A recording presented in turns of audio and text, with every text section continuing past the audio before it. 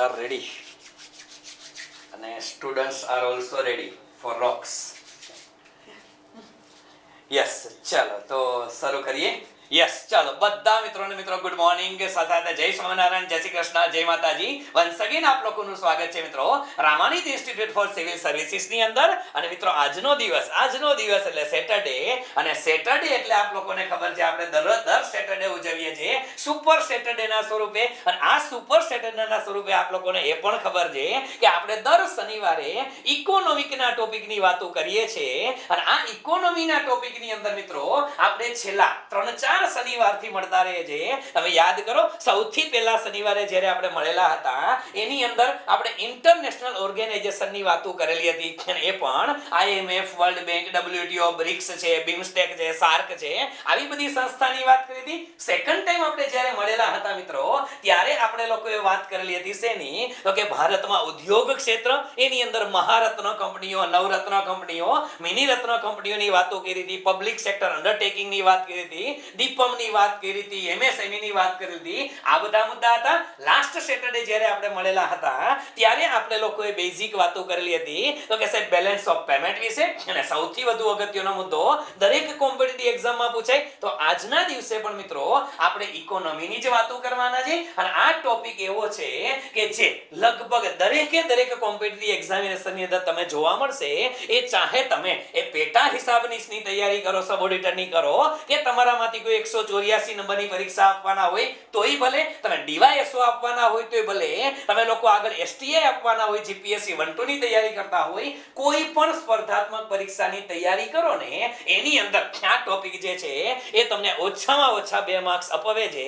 એવા ટોપિકની આજે વાત કરવી છે તો થઈ જાવ તૈયાર. અને આજનો ટોપિક છે એ જોશ અને જુસ્સા વાળો હોય છે. એનું કારણ છે કે કવિ મકરંદ દવેના શબ્દોની અંદર કહું, મકરંદ દવે સાહેબ એમ કહેતા હતા કે ગમતું મળે તો અલિયા ગુંજે ન ભરીએ, ગમતું મળે તો અલિયા ગુંજે ન ભરીએ, ગમતાનો કરીએ ગુલાલ. હા બસ, આ ઇકોનોમી જ્યારે વિષય આવે ને મિત્રો ત્યારે મારા માટે તો આ ગમતાનો ગુલાલ કરવા જેવો વિષય હોય છે. તો શરૂ કરીએ આજના દિવસના સેશનની અગત્યના મુદ્દાઓ જે છે તમે લોકો નોટ્સ કરતા જાજો. આમ તો તમને લોકોને આની PDF મળી જ જવાની છે, પણ છતાંય જ્યાં જ્યાં મજા આવે ત્યાં નોટ્સ કરતું જવાનું છે. ઠીક છે, તો શરૂ કરીએ આપણા સુપર સેટરડેના સુપર લેક્ચર ઇકોનોમીને. આજે ઇકોનોમીની અંદર વાતો કરશું મિત્રો.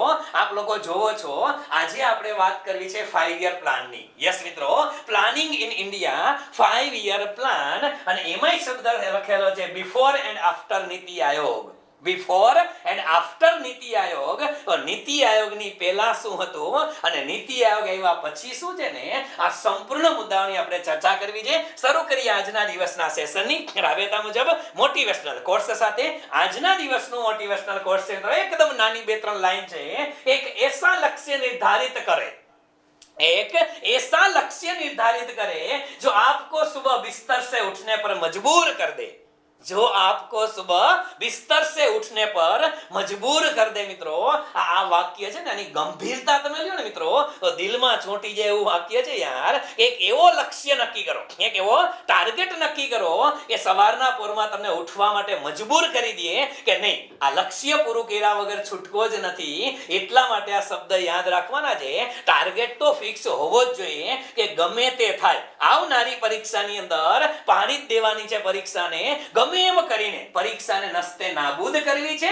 અને એક શબ્દ હંમેશને માટે કહું છું મિત્રો, એક મગજની અંદર રાખવાનો છે કે જબ તક તોડેંગે નહીં તબ તક છોડેંગે નહીં, જબ તક તોડેંગે નહીં તબ તક છોડેંગે નહીં. આ વસ્તુ મગજમાં રાખજો.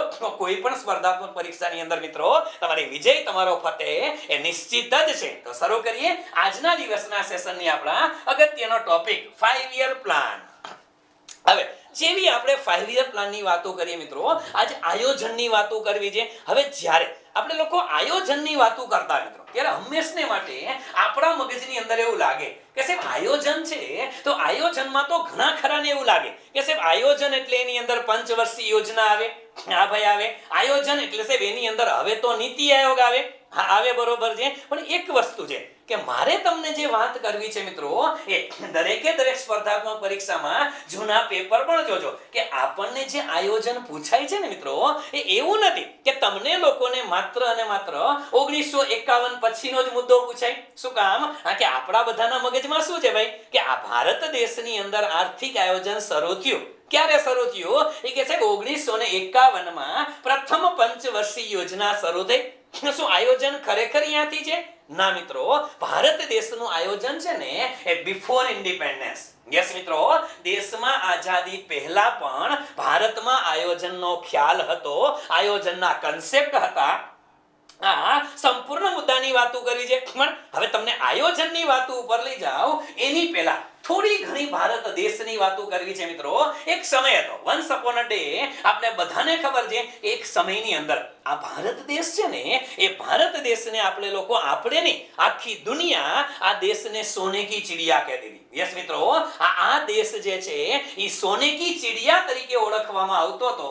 પરંતુ કમનસીબી કે જ્યારે દેશ આઝાદ થયો 1947 ના રોજ 15મી ઓગસ્ટ 1947, આ દિવસે ન તો ભારત સોને કી ચિડિયા હતો કે ન કઈ સોનું હતું. એ દિવસે મિત્રો આ ભારત દેશ છે ને એક કંગાળ દેશ તરીકે ઉભો હતો. 15મી ઓગસ્ટ 1947 ના રોજ આ દેશ એક કંગાળ દેશ તરીકે ઉભો હતો મિત્રો. અને ભલે આજની તારીખે આ 2021 ના વર્ષની અંદર આપણે ગમે એવી વાતો કરતા હોય મિત્રો, તો આ દેશ આઝાદ થયા એના 74 વર્ષની અંદર આપણે જ્યાં પહોંચ્યા છે ને મિત્રો, એ પણ એક અકલ્પનીય સિદ્ધિ છે કે આજથી 1947 ના વર્ષની અંદર જ્યારે દેશ પાસે કાંઈ નહોતું અને આજે દેશ આ લેવલ ઉપર પહોંચી ગયો છે, એ પણ ખરેખર ભારત દેશની સિદ્ધિ છે. અને ગર્વ હોવો જોઈએ ભારતીય ઉપર કે આપણે ક્યાં હતા ને ક્યાં પહોંચ્યા છે, અને આવનારા વર્ષોની અંદર પણ ક્યાં પહોંચશું એ ગૌરવની વાત છે. પણ સોને કી ચિડિયા શા માટે?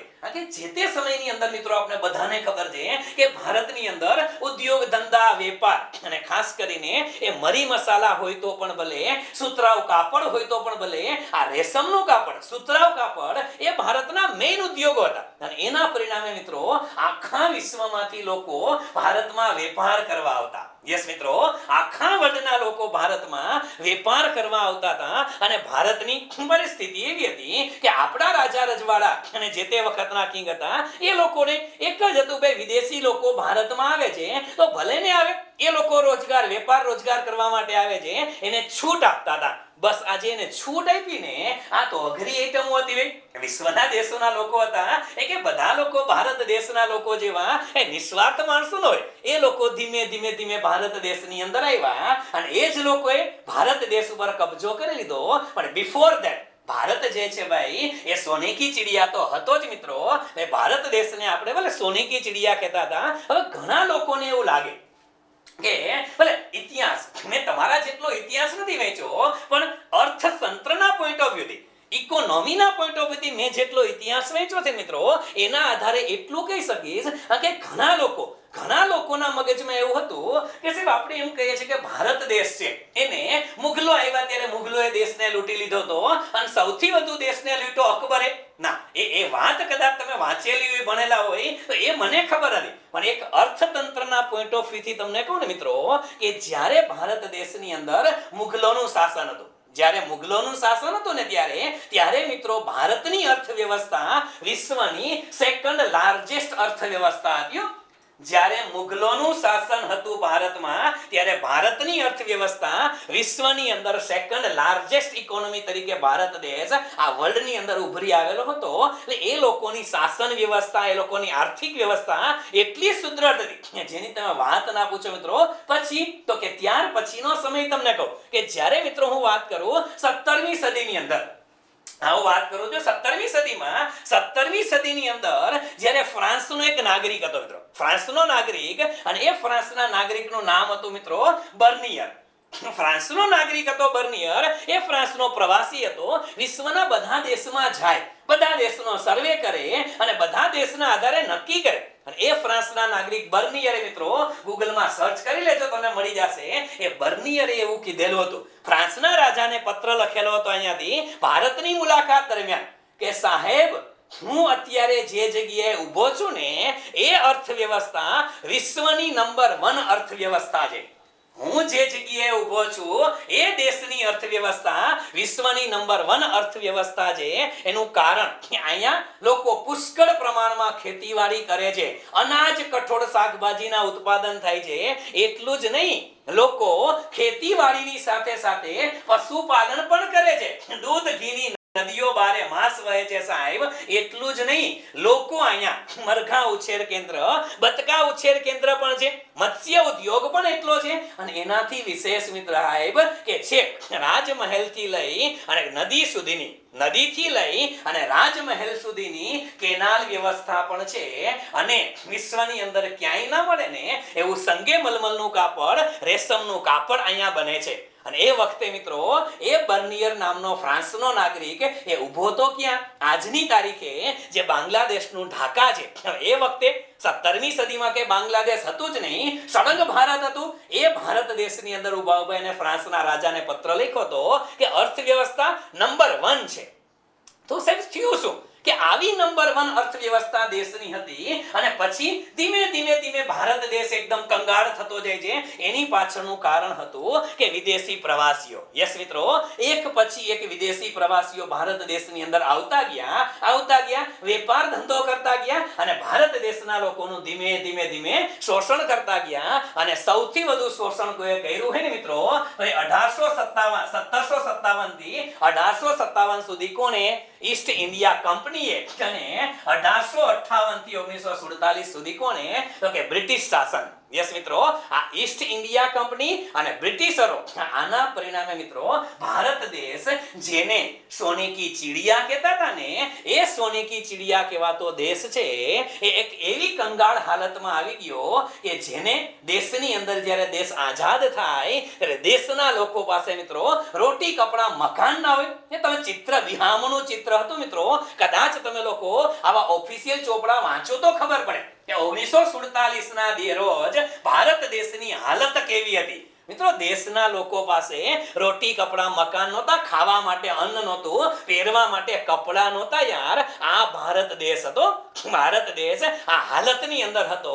અને અત્યારે આપણે આજે છે ને યાર, આ 74 વર્ષનો ભારત દેશનો વારસો બોલે છે, આપણી તાકાત બોલે છે કે જે દેશ આ ભારત જેવો દેશ જે તે વખતે આઝાદ થયો ને, એ વખતે કેનેડા સરકારે, કેનેડા ગવર્મેન્ટે આપને લોકોને પેનિસિલિન રસી ગિફ્ટમાં આપેલી હતી કે લ્યો તમારા દેશ, ન્યુમોનિયાની રસી ગિફ્ટમાં આપેલી હતી કે તમારા દેશ પાસે પૈસા ન હોય પેનિસિલિન ખરીદવાના, એને પેનિસિલિનની રસી આપને ગિફ્ટમાં આપી હતી. અને આ 2021 એવું છે કે ભારત દેશ છે એ કોરોનાની વેક્સિન કેનેડાને ગિફ્ટમાં આપે છે. તમે વિચાર કરો મિત્રો, ટાઈમ ચેન્જ, સમય ચેન્જ થઈ ગયો છે.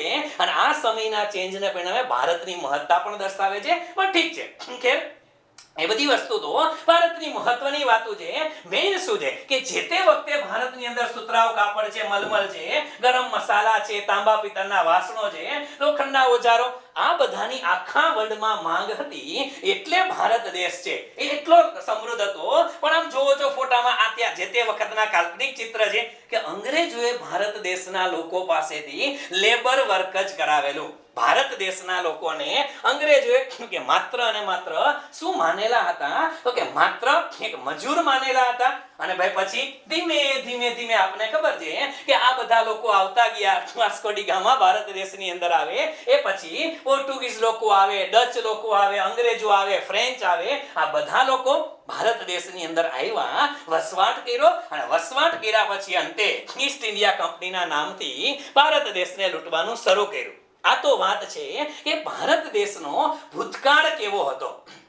હવે આજે અત્યારે આપણે જે વાતો કરવી છે મિત્રો, એ આયોજનની વાતો કરવી છે. આજે વાતો કરવી છે એ પ્લાનિંગની વાતો કરવી છે. તો પ્લાનિંગ શું છે, આયોજન કોને કહેવાય? સાવ સરળ ભાષાની અંદર કહીએ ને ભાઈ, તો અત્યારે તમે લોકો જે બેઠા બેઠા ક્લાસમાં ભણો છો, સવારના પોરમાં 8 વાગ્યામાં ગોઠવાઈ ગયા છો અને પેન પેપર હાથમાં લઈ લીધું છે, મોબાઈલ સરસ મજાની સ્ક્રીન ગોઠવી નાખી છે અને લાઈવ લેક્ચર તમે લોકો જોવો છો. હવે આ લેક્ચર જોવો છો તો એના માટે તમે સાંજે કંઈક પ્લાનિંગ તો કર્યા હોય ને કે ભાઈ સવારે વહેલું ઉઠવાનું છે, લેક્ચરમાં જોઈન થવાનું છે, મોબાઈલની બેટરી ચાર્જર વ્યવસ્થિત કરી નાખવાનું છે, નેટ કનેક્શન ચેક કરવું છે. કરી છે ભાઈ, આપણે લેક્ચર ભરવો હોય ને તો એના આયોજન કરીએ છીએ. માની લ્યો કે તમારે કોઈ જગ્યાએ પ્રવાસમાં જવું છે, જો કે આ કોરોનામાં કે જવાય એવું છે નહીં પેલા, પણ માની લ્યો કે તમારે પ્રવાસમાં જવું છે, ટૂરમાં જવું છે, પિકનિકમાં જવું છે.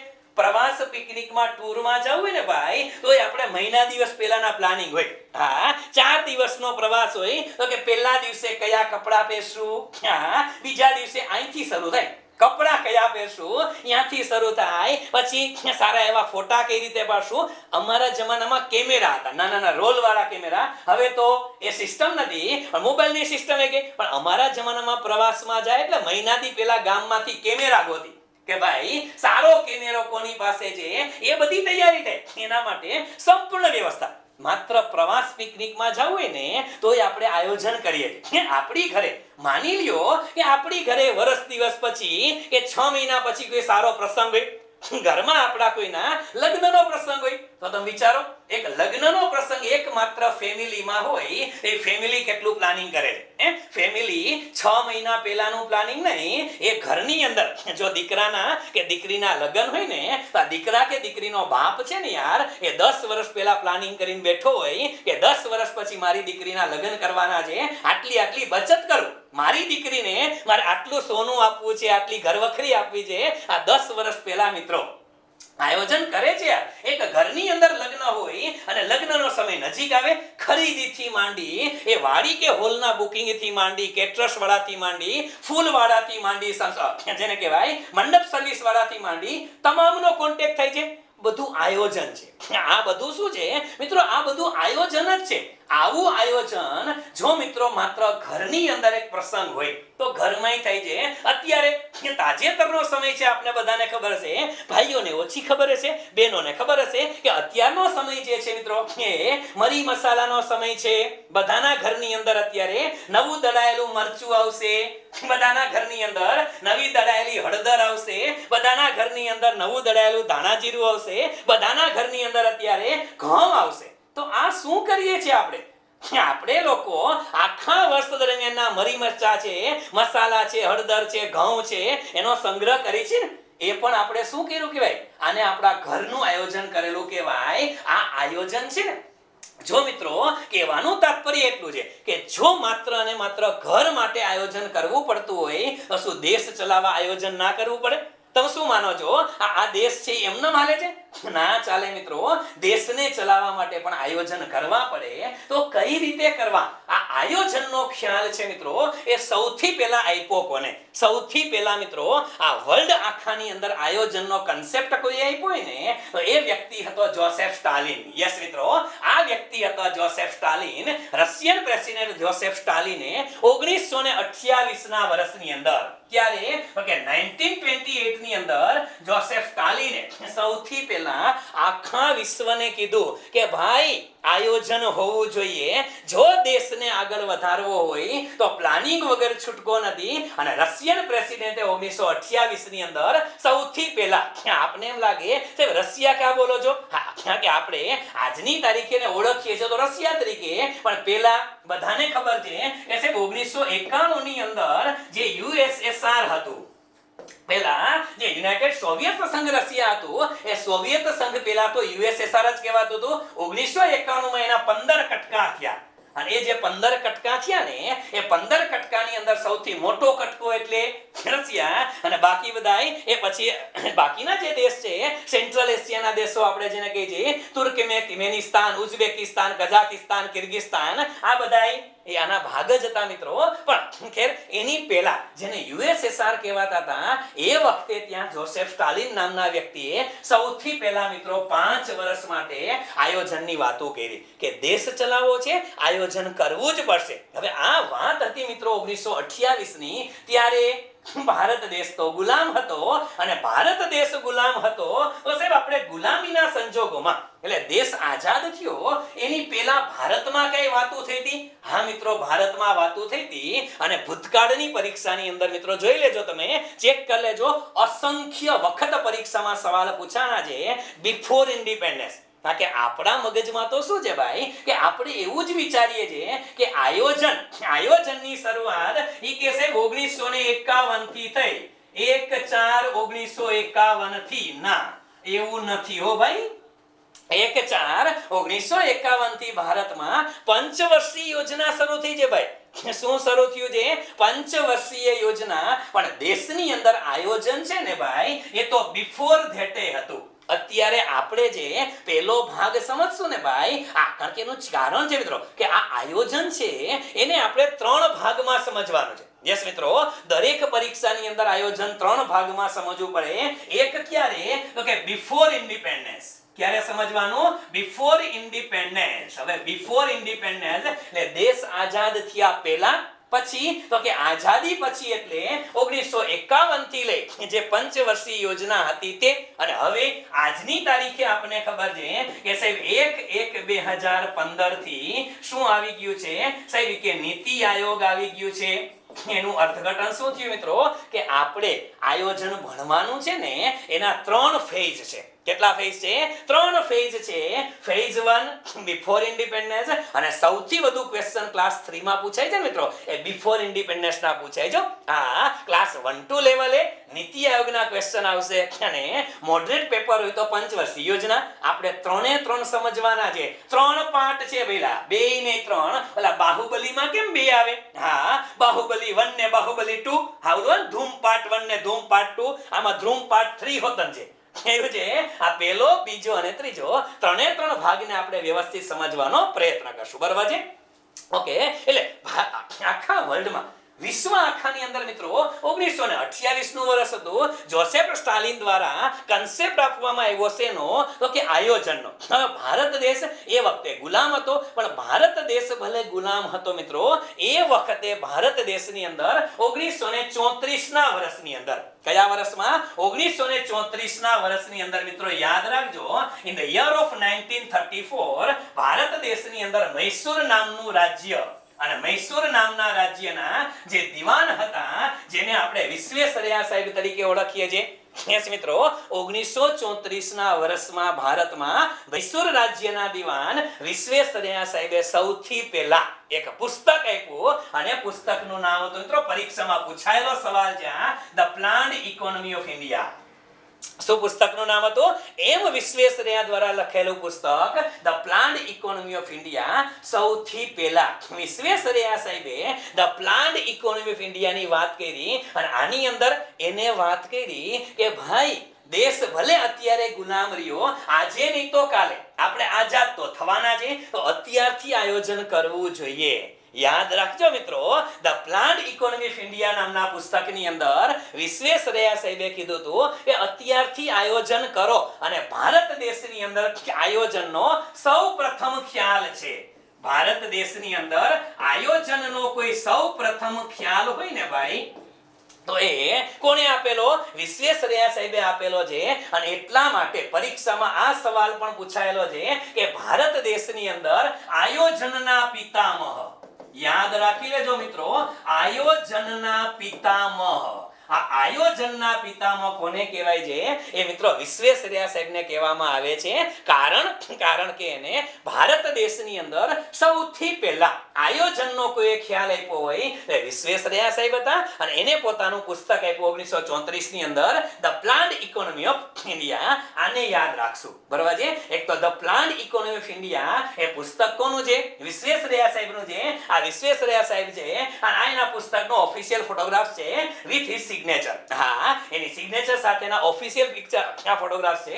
ઓકે, આપણે યાદ રાખશું. હવે 1934 ની અંદર સાહેબ આ વિશ્વેશ્વરૈયા પ્લાન તો આવ્યો, એની વાતો થઈ. પછી બીજા કોઈએ વાત કરી? હા મિત્રો, એ વખતે ભારત દેશની અંદર ભારતનું સૌથી મોટું અને સૌથી જૂનું ઔદ્યોગિક સંગઠન હતું. આજની તારીખે પણ ચાલુ છે મિત્રો, અને એ ભારતનું ઔદ્યોગિક સંગઠન એટલે કયું? તો એ છે ફિક્કી મિત્રો. કોણ છે?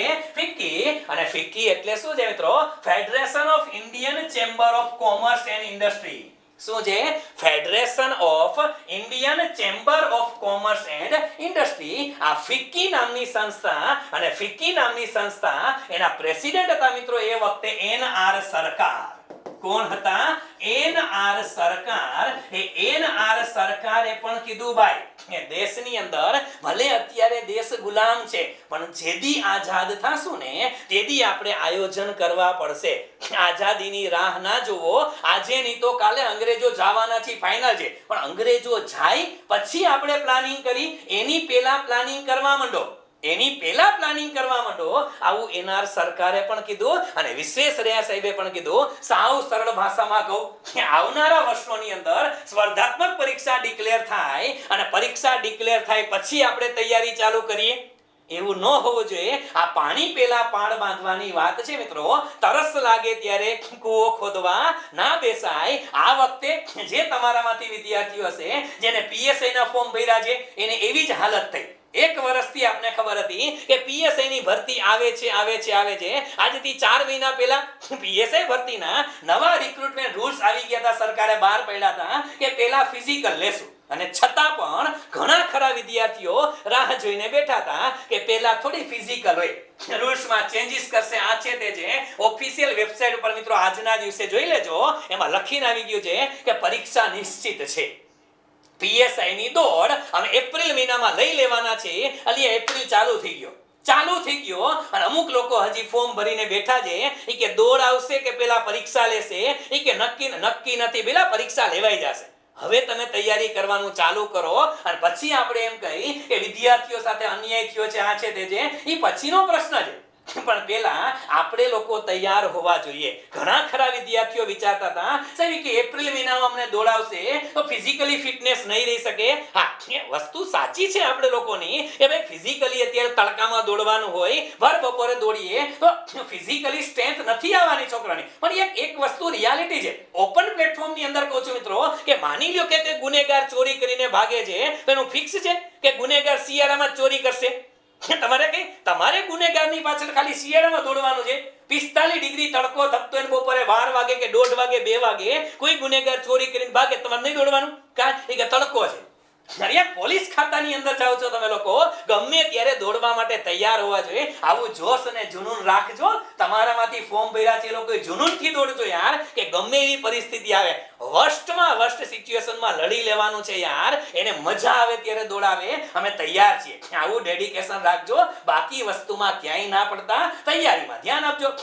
કહેવાનું એટલું કે પાણી પહેલા પાળ બાંધવી જોઈએ. અને એમાં પણ ઘણા ખરા વિદ્યાર્થીઓ, આ રિયાલિટી છે, આ દુનિયાની નક્કર વાસ્તવિકતા છે કે આપણામાંથી પણ ઘણા ખરા વિદ્યાર્થીઓ અત્યારે મને ફોન આવે છે, મેસેજ આવે છે, સીધું 15 દિવસ પહેલા જે પેટા હિસાબનીસની જૂની પરીક્ષા, એટલે કે ઓડિટર વાળી પરીક્ષા, ઓડિટર એકાઉન્ટન્ટ વાળી પરીક્ષા જે હતી સુપર ક્લાસ 3, તમે લોકો જેને 184 કહો છો, 184 ની પરીક્ષા બીજી મે લેવાનું નક્કી થયું ને, ત્યાર પછીથી 50 જણાના નવા એડમિશન છે.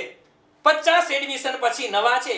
એનો મીનિંગ શું થયો કે આપણે જાગી ત્યારે ભાગીએ છીએ યાર. આ તરસ લાગે ત્યારે કૂવો ખોદીજી એ ના ચાલે. આ પૂર્વજો કહી ગયા હતા કે ભાઈ તરસ લાગે ત્યારે કૂવો ખોદવા ના બેસાય, પહેલા તૈયારી કરો. દેશ ભલે ગુલામ રહ્યો પણ દેશ ગુલામ હોવા છતાં પણ તૈયારી ચાલુ કરી નાખો. આયોજન કરવું જ પડશે મિત્રો. અને એટલે 1934 ના વર્ષની અંદર federation of Indian chamber of commerce અને ઇન્ડસ્ટ્રી એને કીધું કે દેશમાં આયોજન કરો. અને એના પ્રમુખ હતા કોણ? NR સરકાર. અને એને જ ભલામણ કરી. શું ભલામણ કરી? કે દેશની અંદર નેશનલ પ્લાનિંગ કમિશનની રચના કરો. શેની રચના કરો? નેશનલ પ્લાનિંગ કમિશનની રચના કરો. આવી ભલામણ કોને કરી? ફિક્કીએ. બરાબર છે. તો આ બે નામ યાદ રાખજો. 1934 ના વર્ષની અંદર બે યાદ રાખવાના. એક તો Visvesvaraya, the planned economy of India, અને બીજું ફિક્કી. એના ચેરમેન કોણ?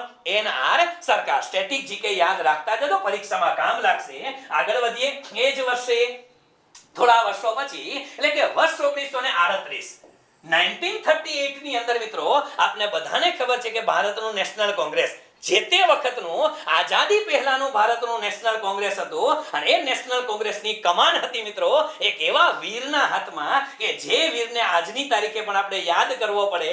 અને એ વીર એટલે કોણ? સુભાષચંદ્ર બોઝ. યસ મિત્રો, ઇન્ડિયન સિવિલ સર્વિસીસ પાસ કર્યા છતાં પણ અંગ્રેજોની નોકરીને ઠોકર મારી અને આઝાદ હિન્દ ફૌજની રચના કરનાર એ સુભાષ બાબુ જ્યારે ભારતની નેશનલ કોંગ્રેસનું પ્રેસિડેન્ટ પણ એના હાથમાં હતું. અને એ વ્યક્તિ, જે વ્યક્તિએ સિવિલ સર્વિસીસ ક્રેક કરી હોય મિત્રો, એ કે જેવો તેવો ન હોય યાર. એ વિચારસરણી વાળો માણસ હોય, એ વિઝનરી માણસ હોય. અને એને પણ કીધું, શું કીધું? 1938 ની અંદર સુભાષચંદ્ર બોઝની અધ્યક્ષતામાં નેશનલ કોંગ્રેસ હતું. નેશનલ કોંગ્રેસે કીધું કે ભાઈ બીજું કાંઈ નહીં, આપણે એક નેશનલ પ્લાનિંગ કમિટીની રચના કરો. શેની રચના કરો? નેશનલ પ્લાનિંગ કમિટીની રચના કરો. અને એ નેશનલ પ્લાનિંગ કમિટી બનાવી સેના માટે, આયોજન માટે. 1938 નો સમય છે મિત્રો. અને સુભાષચંદ્ર બોઝના નેતૃત્વ હતું જ્યારે નેશનલ કોંગ્રેસનું એ વખતે નેશનલ પ્લાનિંગ કમિટી બનાવી અને એ કમિટીના ચેરમેન બનાવવામાં આવ્યા સૌપ્રથમ કોને?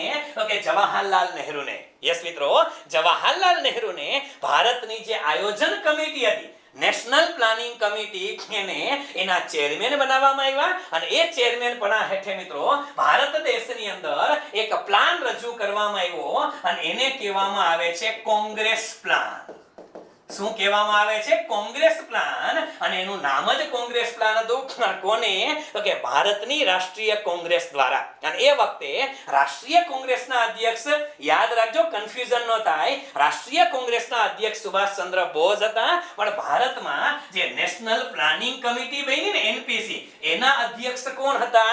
જવાહરલાલ નહેરુને બનાવવામાં આવેલા હતા આ નેશનલ પ્લાનિંગ કમિટી. હવે ડખો શું થયો? એ નેશનલ પ્લાનિંગ કમિટીની રચના થઈ ગઈ. જવાહરલાલ નહેરુ છે એને કામગીરી સોંપી દીધી કે દાદા તમારે દેશની અંદર આયોજનની વાતો કરવાની છે. ડખો થયો કે એ વખતે આપણને ખબર છે મિત્રો, ઇતિહાસમાં તમે ભણી ગયા, 1938 પછી દેશની અંદર જેલ ભરો આંદોલન થયા. કેવા આંદોલન થયા? જેલ ભરો આંદોલન થયા. અને એ જેલ ભરો આંદોલનની અંદર સુભાષચંદ્ર બોઝ સહિતના બધા લોકો ક્યાં વયા ગયા? જેલમાં. બધા લોકો જેલની અંદર મોકલી દીધા. એટલે આયોજન નેશનલ પ્લાનિંગ કમિટી છે એ પોતાની કામગીરી ના કરી શકી. નેશનલ પ્લાનિંગ કમિટી એને પોતાની કામગીરી આગળ ન વધારી શકી. શું કામ? કે ચાચા નહેરુ થી માંડી, અધ્યક્ષ થી માંડી અને બધાય લોકો ક્યાં? જેલમાં વયા ગયા. એટલે કામગીરી આની થઈ ન શકી મિત્રો. અને ત્યાર પછી સમય વીતતો જાય છે. 1944 નું વર્ષ આવે છે અને 1944 માં ભારત દેશની સુકાન જે લોકોના હાથમાં હતી, ઔદ્યોગિક સુકાન જેના હાથમાં હતી ને, એવા દેશના 8 મોટા ઇન્ડસ્ટ્રીયાલિસ્ટ. યસ મિત્રો, ભારત દેશની અંદર 8 મોટા ઇન્ડસ્ટ્રીયાલિસ્ટ જે પ્રોપર બોમ્બેના અને બોમ્બેના 8 ઇન્ડસ્ટ્રીયાલિસ્ટ લોકોએ એક પ્લાન રજૂ કર્યો અને એ પ્લાન હતો ભારતના આર્થિક વિકાસની રૂપરેખા. ભારતના આર્થિક વિકાસની રૂપરેખા નામે એક પ્લાન રજૂ કર્યો. કોણે રજૂ કર્યો? તો કે બોમ્બેના 8 ઉદ્યોગપતિઓએ રજૂ કર્યો. અને બોમ્બેના 8 ઉદ્યોગપતિઓ હતા ને મિત્રો, એટલા માટે વર્ષ 1944 અને આ પ્લાન હતો એને સમયાંતરે લોકોએ કયો પ્લાન આપ્યો? તો કે બોમ્બે પ્લાન. શું કામ? કે આવડું મોટું નામ યાદ ન રહે. ભારતના આર્થિક વિકાસની રૂપરેખાના બદલે એને શું નામ આપી દીધું? બોમ્બે પ્લાન. શું કામ બોમ્બે પ્લાન આપ્યો? એનું કારણ હતું કે જે 8 ઉદ્યોગપતિઓ દ્વારા આ પ્લાન આપવામાં આવ્યો હતો ને, એ ઉદ્યોગપતિઓ બધા ક્યાંના હતા? બોમ્બેના હતા. એટલે આનું નામ શું થઈ ગયું? તો કે બોમ્બે પ્લાન થઈ ગયું. અને એ વખતે મિત્રો આ પ્લાનની અંદર હતા કેવા ખેરખા? તો આ ખેરખા એટલે પુરુષોત્તમદાસ ઠાકુરદાસ, જે.આર.ડી. ટાટા, ઘનશ્યામદાસ બિરલા, લાલા શ્રી રામ, કસ્તુરી લાલાભાઈ, એડી શ્રોફ, અલવિસર દલાર, જોન મથાઈ. આ જેને કહેવાય કે ભારત દેશનું ઔદ્યોગિક હબ જેના હાથમાં હતું, એવા 8. અને એમાંય પાછા 2 વ્યક્તિ. એટલે આ પ્લાનિંગ જે બેનો બોમ્બે પ્લાન જે આપ્યો, એ બોમ્બે પ્લાન આપ્યો ત્યારે આના અધ્યક્ષ તરીકે હતા કોણ? તો કે અધ્યક્ષ તરીકે હતા જે.આર.ડી. ટાટા. આ પ્લાનમાં અધ્યક્ષ તરીકે હતા કોણ? જે.આર.ડી. ટાટા. અને ઉપાધ્યક્ષ તરીકે હતા મિત્રો ઘનશ્યામદાસ બિરલા. કોણ હતા? ઘનશ્યામદાસ બિરલા, જેને જૂના નામમાં બિરલા પણ કહે છે. ઘનશ્યામદાસ બિરલા ઉપાધ્યક્ષ અને જે.આર.ડી. ટાટા અધ્યક્ષ હતા. એટલા માટે મિત્રો આ જ બોમ્બે પ્લાન, ઓરિજિનલ નામ એનું ભારતના આર્થિક વિકાસની રૂપરેખા, એને ઓળખવા માંડ્યા લોકો બોમ્બે પ્લાનથી. અને એ જ પ્લાનને નામ આપવામાં આવ્યું શું મિત્રો? ટાટા બિરલા પ્લાન.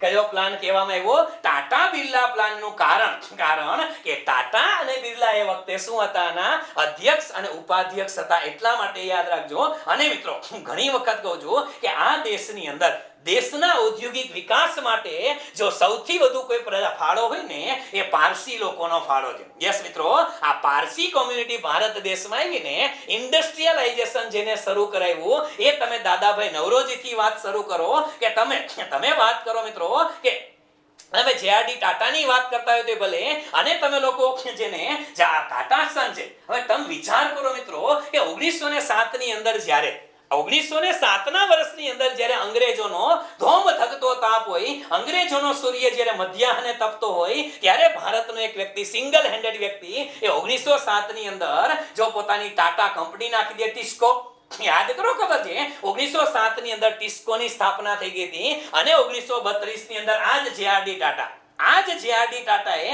1932 ની અંદર ભારતની પહેલી એરલાઇન્સ શરૂ કરેલી હતી મિત્રો, અને એ એરલાઇન્સ હતી ટાટા એરલાઇન્સ. અને હવે એને રાષ્ટ્રીયકરણ કરી નાખ્યું અને ટાટા એરલાઇન્સ માંથી ઇન્ડિયન એરલાઇન્સ આવી ગઈ, એર ઇન્ડિયા થઈ ગઈ. હવે વળી પાછા ટાટા ગ્રુપ પાછા લેવાના છે, એ પણ પાછું કન્ફર્મ છે. પણ દેશની સૌથી પહેલી એરલાઇન સર્વિસ શરૂ કરનાર આ ટાટા હતા. ઉદ્યોગપતિઓનું વર્ચસ્વ તો હતું મિત્રો. એક સેશન મને ઈચ્છા છે ને, ઘણા સમયથી હું વિચારું છું કે એક સ્પેશિયલ સેશન છે ને મારે આના ઉપર લેવો છે કે ભારત દેશની આઝાદી અને આઝાદીમાં જુદા જુદા પક્ષકારોનો ફાળો અને એ ફાળાની અંદર એક ઇકોનોમીના માણસ તરીકે મારે આ લોકોને લેવા છે. એનું કારણ છે મિત્રો કે ભલે આપણે ગમે તેટલી વાત કરીએ મિત્રો, દેશ આઝાદ થયો એની અંદર હું એમ નથી કહેતો કે મોહનદાસ ગાંધીનો ફાળો નહોતો.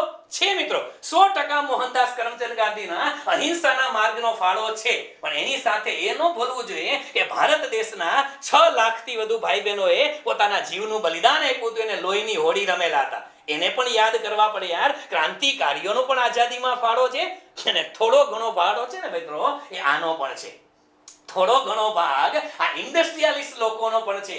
એનું કારણ તમને ખાલી એટલું કહી દઉં મિત્રો, 1947 આવતા અંગ્રેજોની ઈસ્ટ ઇન્ડિયા કંપની હતી ને, એલેક્ઝાન્ડર ગ્રુપ હતું, અને ભારતના ઉદ્યોગપતિઓ હંફાવતા હતા અને કાયદેસર ઈસ્ટ ઇન્ડિયા કંપનીને એમ થઈ ગયું હતું કે હવે અહીંયા આપણું હાલે એમ નથી. અંગ્રેજો ગયા ને એની પાછળનું એક રીઝન આ પણ હતું, ભલે આપણે ભણ્યા નથી પણ રિયાલિટી છે. આવતા રહ્યો પાછા બોમ્બે પ્લાન. કયું વર્ષ યાદ રાખશું મિત્રો? 1944. બોમ્બેના 8 ઉદ્યોગપતિઓ. નામ શું યાદ રાખવાનું? બોમ્બે પ્લાન. અને બીજું એને શું કહેવાનું? ટાટા બિરલા પ્લાન. કયો પ્લાન કહેશું? ટાટા બિરલા પ્લાન 1944 ના વર્ષની અંદર આવ્યો. ત્યાર પછી હવે તો શું થઈ ગયું, પછી એક વખત આવા જુદા જુદા લોકોએ પોતાના પ્લાન રજૂ કર્યા. બોમ્બે પ્લાન આવી ગયો, પછી સેમ ટુ સેમ એક આવા જ પ્લાનની રચના કરી કોને? તો કે શ્રીમન નારાયણ અગ્રવાલ. પ્યોર ગાંધીવાદી વિચારસરણી ધરાવતા વ્યક્તિ શ્રીમન નારાયણ અગ્રવાલ, એને એક પ્લાન રજૂ કર્યો મિત્રો, અને એને શું કહેવામાં આવે છે? ગાંધીયન પ્લાન. કયો પ્લાન કહેવામાં આવે છે? ગાંધીયન પ્લાન. 1944 ના વર્ષમાં આ ગાંધીયન પ્લાન છે, અને ઓરિજિનલ જે છે આ છે the Gandhian plan of economic development for India.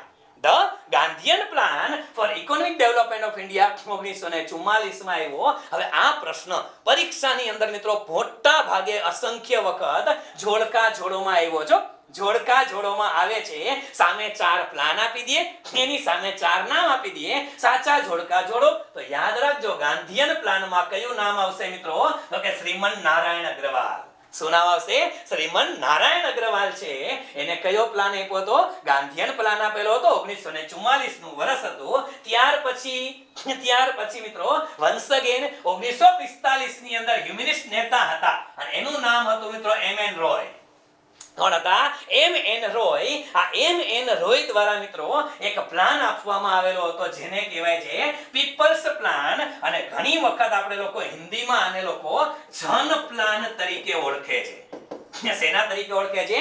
જન પ્લાન તરીકે. પીપલ્સ પ્લાન અથવા જન પ્લાન જે છે એ કોને આપ્યો? એ આપેલો હતો મિત્રો એમ.એન. રોય. હ્યુમનિસ્ટ નેતા હતા, અને એને આ પીપલ્સ પ્લાન રજૂ કર્યો. હવે યાદ રાખજો કે પરીક્ષાની અંદર વન્સ અગેન જ્યારે આ જોડકા જોડોની વાત આવે તો એમાંય અસંખ્ય વખત આવ્યા છો. અસંખ્ય વખત આવ્યું છે. આ પીપલ્સ પ્લાન કોને આપેલો હતો? ગાંધીયન પ્લાન કોને આપેલો હતો? આ બધી વસ્તુ છે 1945 સુધી. હજી યાદ રાખજો મિત્રો કે આપણો દેશ આઝાદ નથી થયો. આપણે હજી આઝાદ નથી થયા. પહેલા આઝાદી તો હજી વાર છે, 2 વર્ષની વાર છે. 1945 ની અંદર આ બધા પીપલ્સ પ્લાન ને બધા આવ્યા. ત્યાર પછી મિત્રો ભારત દેશની અંદર હવે દેશ આઝાદ થઈ જાય છે ધીમે ધીમે, અને 1947 નું વર્ષ આવે છે. 1947 ના વર્ષની અંદર દેશ આઝાદ થયો. અને દેશ આઝાદ થયો ને તે એક બાજુ એવું નક્કી કરવામાં આવ્યું કે દેશમાં ભારત દેશ છે એ માત્ર આઝાદ નહીં, આપણો દેશ છે મિત્રો એ રિપબ્લિક હોવો જોઈએ. ભારત દેશ કેવો હોવો જોઈએ? રિપબ્લિક હોવો જોઈએ. માત્ર ને માત્ર સ્વતંત્ર નહીં, માત્ર ને નહીં, આપણે સ્વરાજ જોઈએ છે અને પૂર્ણ સ્વરાજની અંદર મિત્રો ભારત દેશનું પોતાનું બંધારણ હોય. દેશ આઝાદ થયો ને એટલે એક બાજુ ભારત દેશની અંદર બંધારણની ભાગદોડ ચાલુ થઈ ગઈ. શેની ભાગદોડ? બંધારણ બનાવવાની ભાગદોડ શરૂ થઈ. એ વખતે દેશનું સુકાન જેને સોંપ્યું હતું એ જવાહરલાલ નહેરુ, ભારતના પ્રથમ વડાપ્રધાન. અને જવાહરલાલ નહેરુ, યાદ કરજો મિત્રો, ભારતની જે નેશનલ પ્લાનિંગ કમિટી હતી, ભારતની નેશનલ પ્લાનિંગ કમિટી હતી, એના અધ્યક્ષ તો હતા. હવે ડખો ઈ થયો કે વડાપ્રધાન પદનો કારભાર સંભાળવો, બંધારણમાં ધ્યાન આપવું કે આયોજન કરવું. એટલે એક બાજુ મિત્રો બંધારણની કામગીરી ચાલુ હતી અને એક બાજુ આયોજનની. આ ખાસ યાદ રાખજો, એક બાજુ બંધારણની અને એક બાજુ આયોજનની કામગીરી ચાલુ હતી અને બંને પેરેલલ જ્યાં સુધી ભારત દેશનું બંધારણ અમલમાં ન આવે મિત્રો. અને એ આપણને ખબર છે કે સાહેબ 26 જાન્યુઆરી 1950, 26મી જાન્યુઆરી 1950 ના રોજ ભારત દેશનું બંધારણ અમલમાં આવે છે. બસ બંધારણ અમલમાં આવ્યાના માત્ર અને માત્ર બંધારણ અમલમાં આવ્યાના 1.5 મહિના પછી એટલે કે 15મી માર્ચ 1950, 15મી માર્ચ 1950 ના રોજ દેશની અંદર શરૂ કરવામાં આવ્યું શું? તો કે આયોજન પંચ. શેની રચના થઈ ગઈ મિત્રો? આયોજન પંચની, પ્લાનિંગ કમિશન ઓફ ઇન્ડિયા. ભારતની અંદર 15મી માર્ચ 1950 ના રોજ ક્લાસ 3 ની પરીક્ષામાં સ્ટેટિક જીકે માં આ સવાલ પડી શકે. બરાબર છે? ગોખી નાખજો. 15મી માર્ચ 1950 ના રોજ ભારતમાં કોની સ્થાપના થઈ? આયોજન પંચની. એક નક્કી કરવામાં આવ્યું કે આયોજન પંચ શું કરશે. ઓકે, આયોજન પંચ છે ભાઈ એ પ્લાનિંગ બનાવશે. ભારત દેશની અંદર 5-5 વર્ષના પ્લાનિંગ બનાવશે અને દેશને આગળ વધારશે. આ કામગીરી આયોજન પંચને આપણે સોંપી દીધી. બધું રેડી, સેટ આખો રેડી થઈ ગયો તો, બધું ક્લિયર હતું કે 1/4/1951 થી 1/4/1951 થી આપણે પંચવર્ષીય યોજના શરૂ કરવી છે. સમજો શું શરૂ કરવી છે? પંચવર્ષીય યોજના શરૂ કરવી છે. અને એ પંચવર્ષીય યોજના શરૂ કરવાનો સેટ રેડી હતો અને ત્યાં ઉડતા એક બાપા આવ્યા. આયોજન પંચની રચના થઈ ગયા પછી પ્રથમ પંચવર્ષીય યોજના અમલમાં મૂકવાના હતા. ત્યાં ઉડતા એક દાદા આવ્યા અને ઉડતા પંજાબની જેમ દાદા આવ્યા. એનું નામ શું હતું મિત્રો? એનું નામ હતું જયપ્રકાશ નારાયણ. કોણ? શું નામ હતું? જયપ્રકાશ નારાયણ. અને જયપ્રકાશ નારાયણ કે એ વખતે મિત્રો જયપ્રકાશ નારાયણ અને જવાહરલાલ નહેરુ એ બંને મિત્ર હતા. અને જયપ્રકાશ નારાયણ તો પ્યોર ગાંધીવાદી વિચારસરણી વાળા માણસ. અને એને એવું કીધું કે ભાઈ જવાહર શું કરો છો? અને જવાહરે કીધું કે ભાઈ મેં આયોજનની વાતો આલે. અને ત્યારે મિત્રો જયપ્રકાશ નારાયણે કીધું હતું કે મારી પાસે એક સરસ મજાનો પ્લાન છે અને મારા પ્લાનનું નામ શું છે? સર્વોદય યોજના. કઈ યોજના છે? સર્વોદય યોજના. અને આ પ્લાન મિત્રો યાદ રાખજો, પેલા બધા પ્લાન હતા ને, પીપલ્સ પ્લાન હતા તો પણ ભલે, કે પછી બોમ્બે પ્લાન હોય તો પણ ભલે, આ તમામ પ્રકારના પ્લાન, ગાંધીયન પ્લાન, એ બધા પ્લાન દેશમાં આઝાદી પહેલા આવ્યા. અને આ સર્વોદય યોજના છે મિત્રો, સર્વોદય પ્લાન ક્યારે આવ્યો? આઝાદી પછી જ નહીં.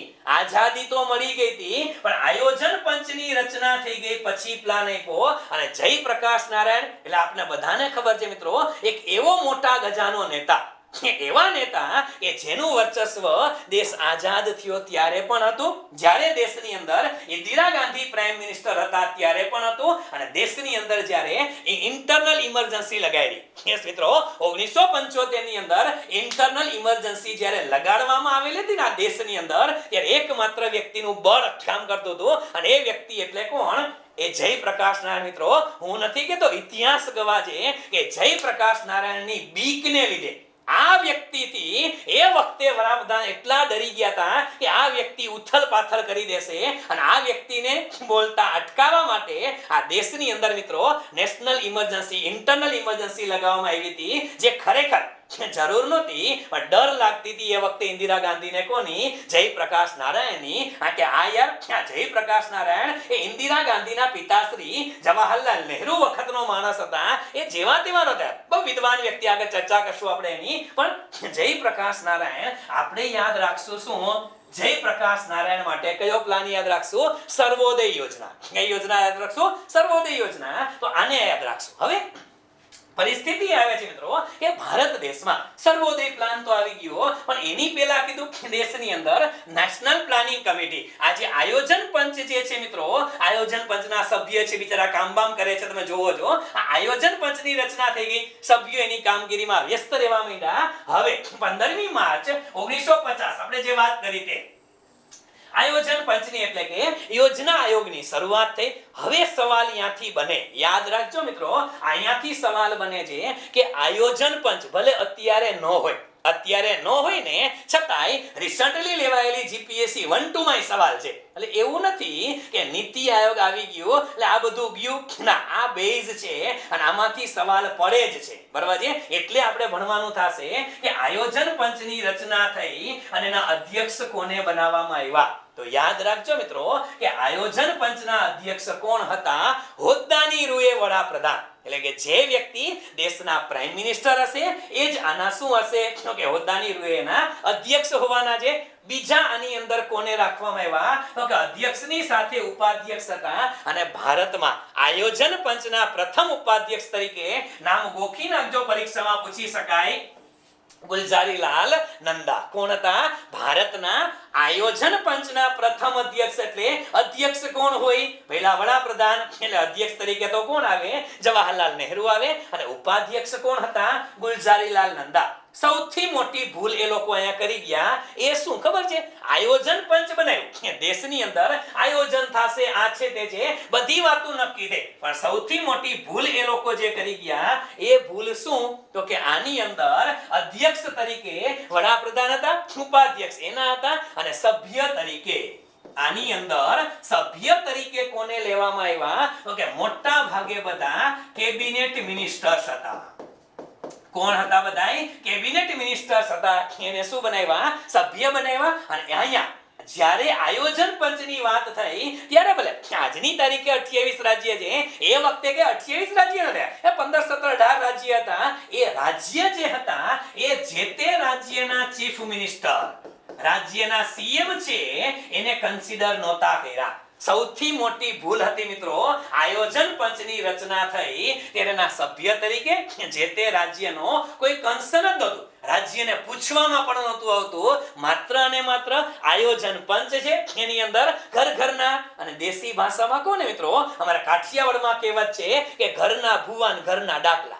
આ ઘરના ભુવન ઘરના ડાકલા, ઘરના લોકો એક તો અધ્યક્ષ હોય, ઉપાધ્યક્ષ હોય ને કેબિનેટ હોય, આ બધા ભેગા થઈને નક્કી કરે કે ભારત દેશમાં 5 વર્ષ માટે આટલું કરશું. લ્યો, આ લોકો ઘરના ભેગા થઈને નક્કી કરે કે આપણે ભારતમાં 5 વર્ષ માટે આટલું કરશું. ખરેખર દેશના તમારા ચીફ મિનિસ્ટરને તો પૂછવું પડે ને. એનું કારણ મિત્રો, કારણ કે આજ માની લ્યો કે જે તે વખતે જે રાજ્ય હતા, હવે એ રાજ્યની અંદર માની લ્યો કે જેટલી જરૂરિયાત મહારાષ્ટ્રને હોય, જેટલી જરૂરિયાત મહારાષ્ટ્રને હોય એ એટલી જરૂરિયાત કે જમ્મુ કાશ્મીરને ના હોય, એટલી જરૂરિયાત છે એ યુપીને ના હોય. યુપીની જે જરૂરિયાત છે એ અલગ છે, અને ભાઈ ગુજરાતની જરૂરિયાત અત્યારે અલગ છે. સેમ હાલત એ વખતે પણ હતી.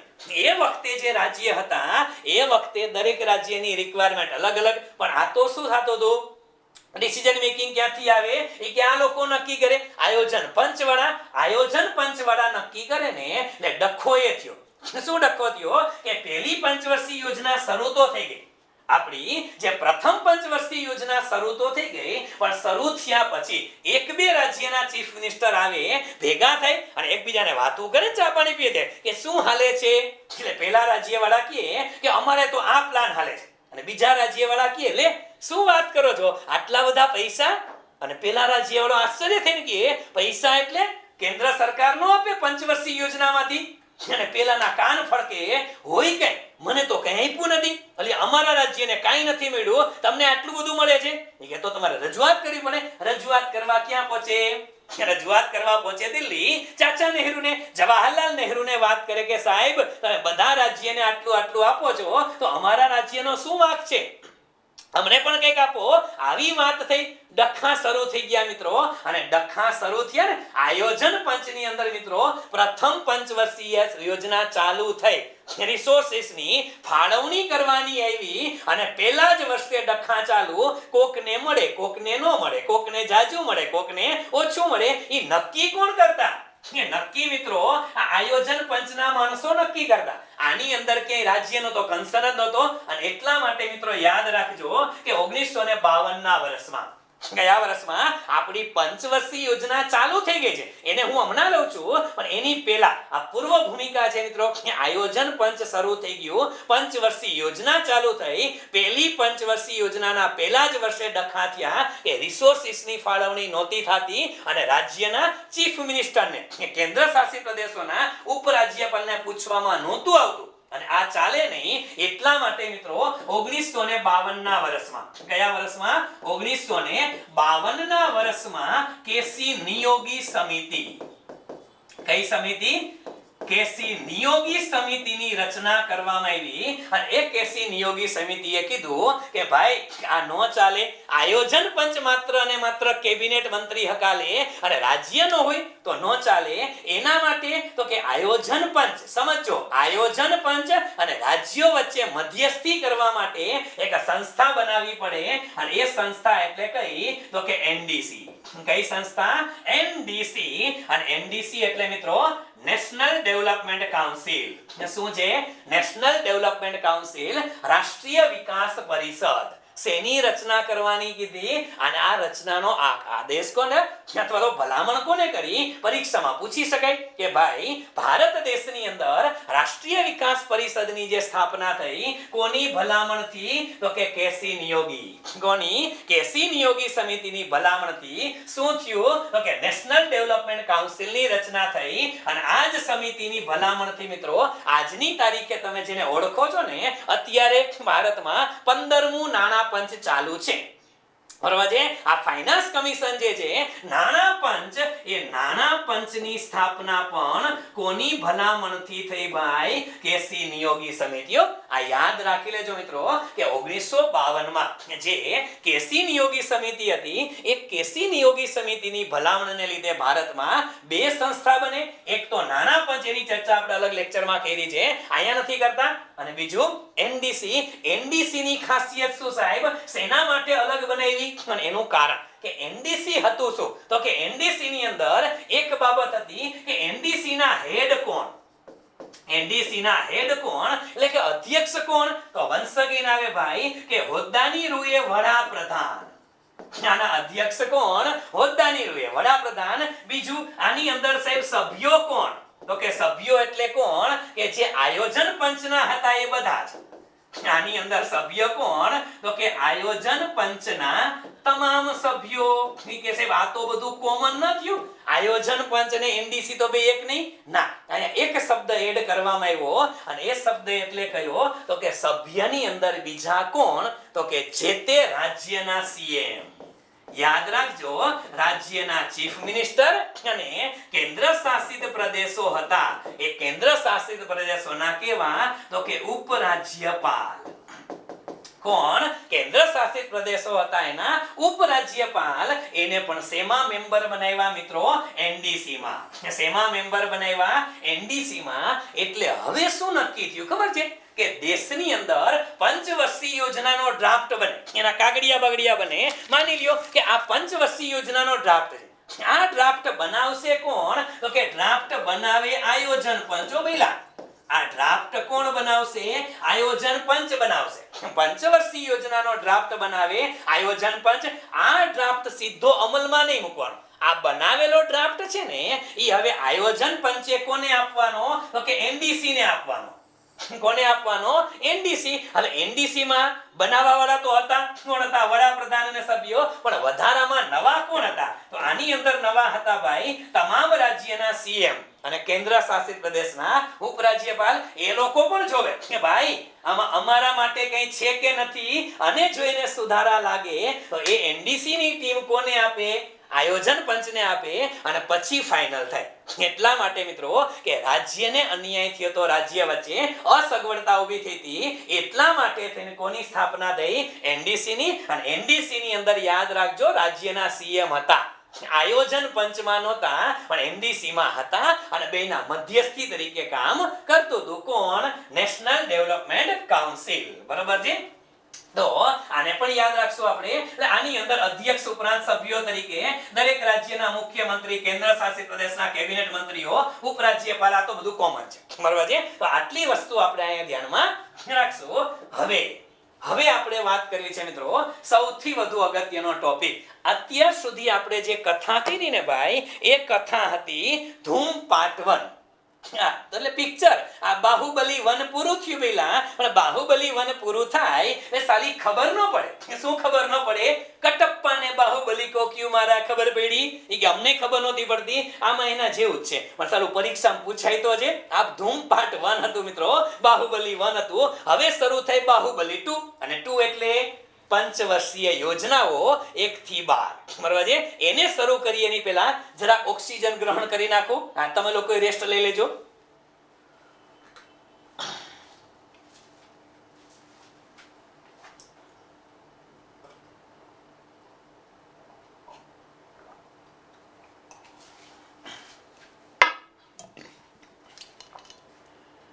હા, 1 કલાકનો કોટો ચલાવી લો પાછો. શું વારી ઘડીએ પછી આપણે આવો 10-15 સેકન્ડનો કે 1 મિનિટનો બ્રેક રાખવો નહીં.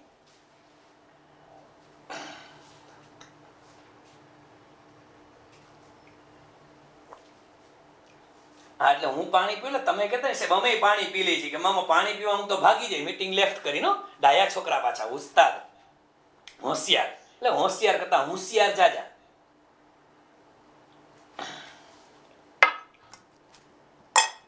કારણ કે શું આપણી ગુજરાતની કહેવત મુજબ આરંભે સુરા. અને આરંભે સુરા એટલે સાહેબ કે આ મીટિંગ શરૂ થઈ ને ત્યારે કે બધા હોંશે હોંશે જોડાઈ ગયા. જ્યારે મીટિંગ પૂરી થવાની ત્યારે એ કે સાહેબ કે પછી અમને એવું લાગ્યું કે અમને બધું આવડે જ છે.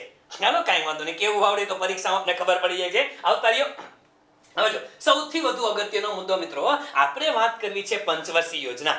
1 થી 12 પંચવર્ષીય યોજના છે અને એના જે સ્ટેટિક જીકેના ફેક્ટ છે એ પ્લસ ક્લાસ 1-2 સુધી ઉપયોગી થાય એવા તમામ મુદ્દાઓ ધ્યાનમાં લેવા છે. પણ એના માટે કહું કે જ્યારે આપણે લોકો મિત્રો જ્યારે પંચવર્ષીય યોજનાની વાતો કરશું ત્યારે આપણે એમાંથી શું અગત્યનું યાદ રાખશું? તો અગત્યની બાબતો દરેકે દરેક પંચવર્ષીય યોજના માટે છે. યાદ રાખજો, આ અગત્યની બાબતો દરેક પંચવર્ષીય યોજના માટે છે કે કોઈ પણ પંચવર્ષીય યોજના હોય ને એના માટે આપણે સૌથી પહેલા યાદ રાખવો છે યોજનાનો સમયગાળો. શું યાદ રાખવાનું છે ભાઈ આપણે? યોજનાનો સમયગાળો. ઘણા ખોલાને થાય કે સાહેબ યોજનાના સમયગાળામાં શું હોય? એ કે 51 થી શરૂ કરવાનું, 5-5 વર્ષ ઠેકાડવાના. અલી આ ઠેકાડવાનું નથી, આમાં વચ્ચે કેટલાય ખાડા આવે છે. આ ઠેકાડવામાં ગાડી ભટકાઈ જાય છે. બરાબર છે. એટલે 5-5 વર્ષનો સમયગાળો છે, વચ્ચે 2-3 ખાંચા પડે છે. એ શું છે? એટલા માટે પરીક્ષામાં સમય યાદ રાખશું કે કઈ યોજના, એનો સમયગાળો કેટલો છે. બરાબર છે. આ પહેલો સવાલ. બીજી વસ્તુ આપણે જે પરીક્ષામાં પૂછાય છે એ શું? તો કે જે તે યોજના કયા મોડેલ ઉપર આધારિત હતી. એટલે કે યોજનાનું મોડેલ કયું હતું. આમ તમે જુઓ ને મિત્રો તો કે જૂની ઇવન જીપીએસસી ક્લાસ 1-2 લેવલની પરીક્ષાની અંદર પણ સવાલ પૂછાય છે કે પ્રથમ પંચવર્ષીય યોજના કયા મોડેલ ઉપર આધારિત હતી, ત્રીજી પંચવર્ષીય યોજનાને કઈ યોજના કહેવાય છે, આવે છે. પરીક્ષામાં પૂછાયેલા સવાલ છે એ યાદ રાખશું. એક તો યોજનાનો સમયગાળો ભૂલાય નહીં એ રીતે કેમ યાદ રાખવો એ જવાબદારી મારી છે, ચિંતા કરો માં. બીજું યાદ રાખશું યોજનાનું મોડેલ કયું છે એને યાદ રાખશું. ત્રીજી વસ્તુ આપણે યાદ રાખશું કે કયા ક્ષેત્રને મહત્વ આપ્યું. શું યાદ રાખશું આપણે કે આ યોજના દરમિયાન માની લો કે કઈ યોજનામાં ઉદ્યોગને મહત્વ આપવાનું, કઈ યોજનામાં ખેતી ક્ષેત્રને મહત્વ આપવાનું, કયા ઉદ્યોગોમાં સેવાને મહત્વ આપવાનું, કયા ક્ષેત્ર કયા પંચવર્ષીય યોજનામાં હવે ઇન્ડસ્ટ્રી જે છે ઇન્ડસ્ટ્રી કરતા જેને કહેવાય ટેકનિકલ છે, ટેલિકોમ્યુનિકેશન છે, એને મહત્વ આપ્યું. તો આ કઈ યોજનામાં કોને મહત્વ આપ્યું ને મિત્રો આ સવાલ પણ પરીક્ષામાં પૂછાયેલા છે. અને આ જે મુદ્દા મેં તાયરવા છે ને ભાઈ એ છેલ્લા 10-15 વર્ષમાં જેટલી કોમ્પિટિટિવ પરીક્ષા લેવાની એમાં જે પૂછાયેલા સવાલ છે ને એના આધારે મુદ્દા તાયરવા છે કે આટલું તો યાદ રાખવાનું છે. એક સમયગાળો, બીજું યોજનાનું મોડેલ, ત્રીજું કયા ક્ષેત્રને મહત્વ આપ્યું એ, ચોથું યાદ રાખવાનું છે કે યોજના દરમિયાન બનેલી મહત્વની ઘટનાઓ. શું યાદ રાખશું? મહત્વની ઘટનાઓ અથવા તો બનાવો. જે તે યોજના દરમિયાન બનેલી મહત્વની ઘટનાઓ કઈ હતી, કઈ યોજના દરમિયાન કયા સારા કામ થયા હતા, આ બધી વસ્તુ યાદ રાખશું. અને last but not the least, સૌથી છેલ્લે યાદ રાખવાનો કે યોજનાનો વિકાસ દર. યોજનાનો શું યાદ રાખશું? તો કે વિકાસ દર યાદ રાખવાનો છે. ગ્રોથ રેટ, કઈ યોજનામાં ગ્રોથ રેટ કેટલો હતો આ પણ પરીક્ષામાં પૂછાયેલા છે. તો આ 5 મુદ્દા છે મિત્રો, એ દરેક પંચવર્ષીય યોજના, દરેક પંચવર્ષીય યોજના આવે ત્યારે આપણે આ 5 મુદ્દાને ધ્યાનમાં રાખશું. બરાબર છે? અને આ 5 મુદ્દા જે છે એની સમજૂતી અહીંયા છે. અગત્યના મુદ્દા, જેટલા મુદ્દા હું એ બોર્ડ ઉપર લખું છું ને એ તમને ઈચ્છા લાગી લખતા જાજો. એનું કારણ છે આ બાકીના મુદ્દાની ચર્ચા કરવાના છે, પણ અગત્યના મુદ્દા છે એ હું સાઈડમાં ટેકાવતો જાઉં છું. એ પણ આપણા માટે ઇમ્પોર્ટન્ટ છે. બરાબર છે? ઓકે, પ્રથમ પંચવર્ષીય યોજના શરૂ કરીએ આપણે. હવે પહેલી પંચવર્ષીય યોજના છે મિત્રો, એ આપણે બધાને ખબર છે કે છે પહેલી પંચવર્ષીય યોજના શરૂ ક્યારે થઈ? તો કે 1/4/1951. 1/4/1951 એટલે બટ ઓબવિયસ છે. પૂરી ક્યારે થાય? 31મી માર્ચે. અને 31 માર્ચ 1956 યોજનાનો સમયગાળો પાકો કરવો પડે. 1/4/1951 થી 31 માર્ચ 1956 પૂરી થઈ. પહેલી યોજના હતી, એનો સમયગાળો ઠીક છે સાહેબ. આ યોજના કયા મોડેલ ઉપર આધારિત હતી? યાદ રાખજો મિત્રો કે આ યોજના છે ને મિત્રો, એ યોજના હેરોલ્ડ ડોમર મોડેલ. કયા મોડેલ ઉપર? હેરોલ્ડ ડોમર. આ પરીક્ષામાં પૂછાયેલો શબ્દ છે, પાકો કરી નાખજો કે પ્રથમ પંચવર્ષીય યોજના કયા મોડેલ ઉપર છે? અહીંયા હેરોલ્ડ ડોમર મોડેલ ઉપર આધારિત હતી. આને આપણે યાદ રાખશું. સમયગાળો કયો? 51 થી 56. આટલું જ યાદ, કારણ કે 1/4 તો ખબર જ છે. 51 થી 56. અને યોજનાનું મોડેલ કયું હતું? તો કે હતું હેરોલ્ડ ડોમર મોડેલ. ત્રીજો મુદ્દો આપણે અગત્યનો કે કયા ક્ષેત્રને મહત્વ આપ્યું? તો આ યોજના દરમિયાન યાદ રાખજો, ભારતની પ્રથમ પંચવર્ષીય યોજનામાં મિત્રો ખેતી ક્ષેત્રને મહત્વ આપવામાં આવેલું. કોને મહત્વ આપવામાં આવેલું? ખેતી ક્ષેત્રને ભારતમાં મહત્વ આપવામાં આવેલું હતું. કઈ યોજનામાં? પ્રથમ પંચવર્ષીય યોજના. અને ઇમ્પોર્ટન્સ કોને આપ્યું હતું? આપણે એગ્રીકલ્ચરને. તો આ પણ પરીક્ષામાં પૂછાયેલો શબ્દ છે, એને યાદ રાખશું. હવે સાહેબ મહત્વની કોઈ ઘટના બની? હા, આ યોજના દરમિયાન મહત્વની કોઈ ઘટના બનેલી અથવા મહત્વના કોઈ કામ થયા હોય તો એ કયા? તો સાહેબ આ યોજના દરમિયાન ભારત દેશની અંદર 3 મહત્વાકાંક્ષી પ્રોજેક્ટ આવ્યા. કેટલા? 3 મહત્વાકાંક્ષી પ્રોજેક્ટ આવ્યા. અને એ 3 મહત્વાકાંક્ષી પ્રોજેક્ટ એટલે કયા? તો કે એક પ્રોજેક્ટ છે મિત્રો, કયો? તો કે હીરાકુંડ. આ યાદ રાખજો મિત્રો, એગ્રીકલ્ચર છે.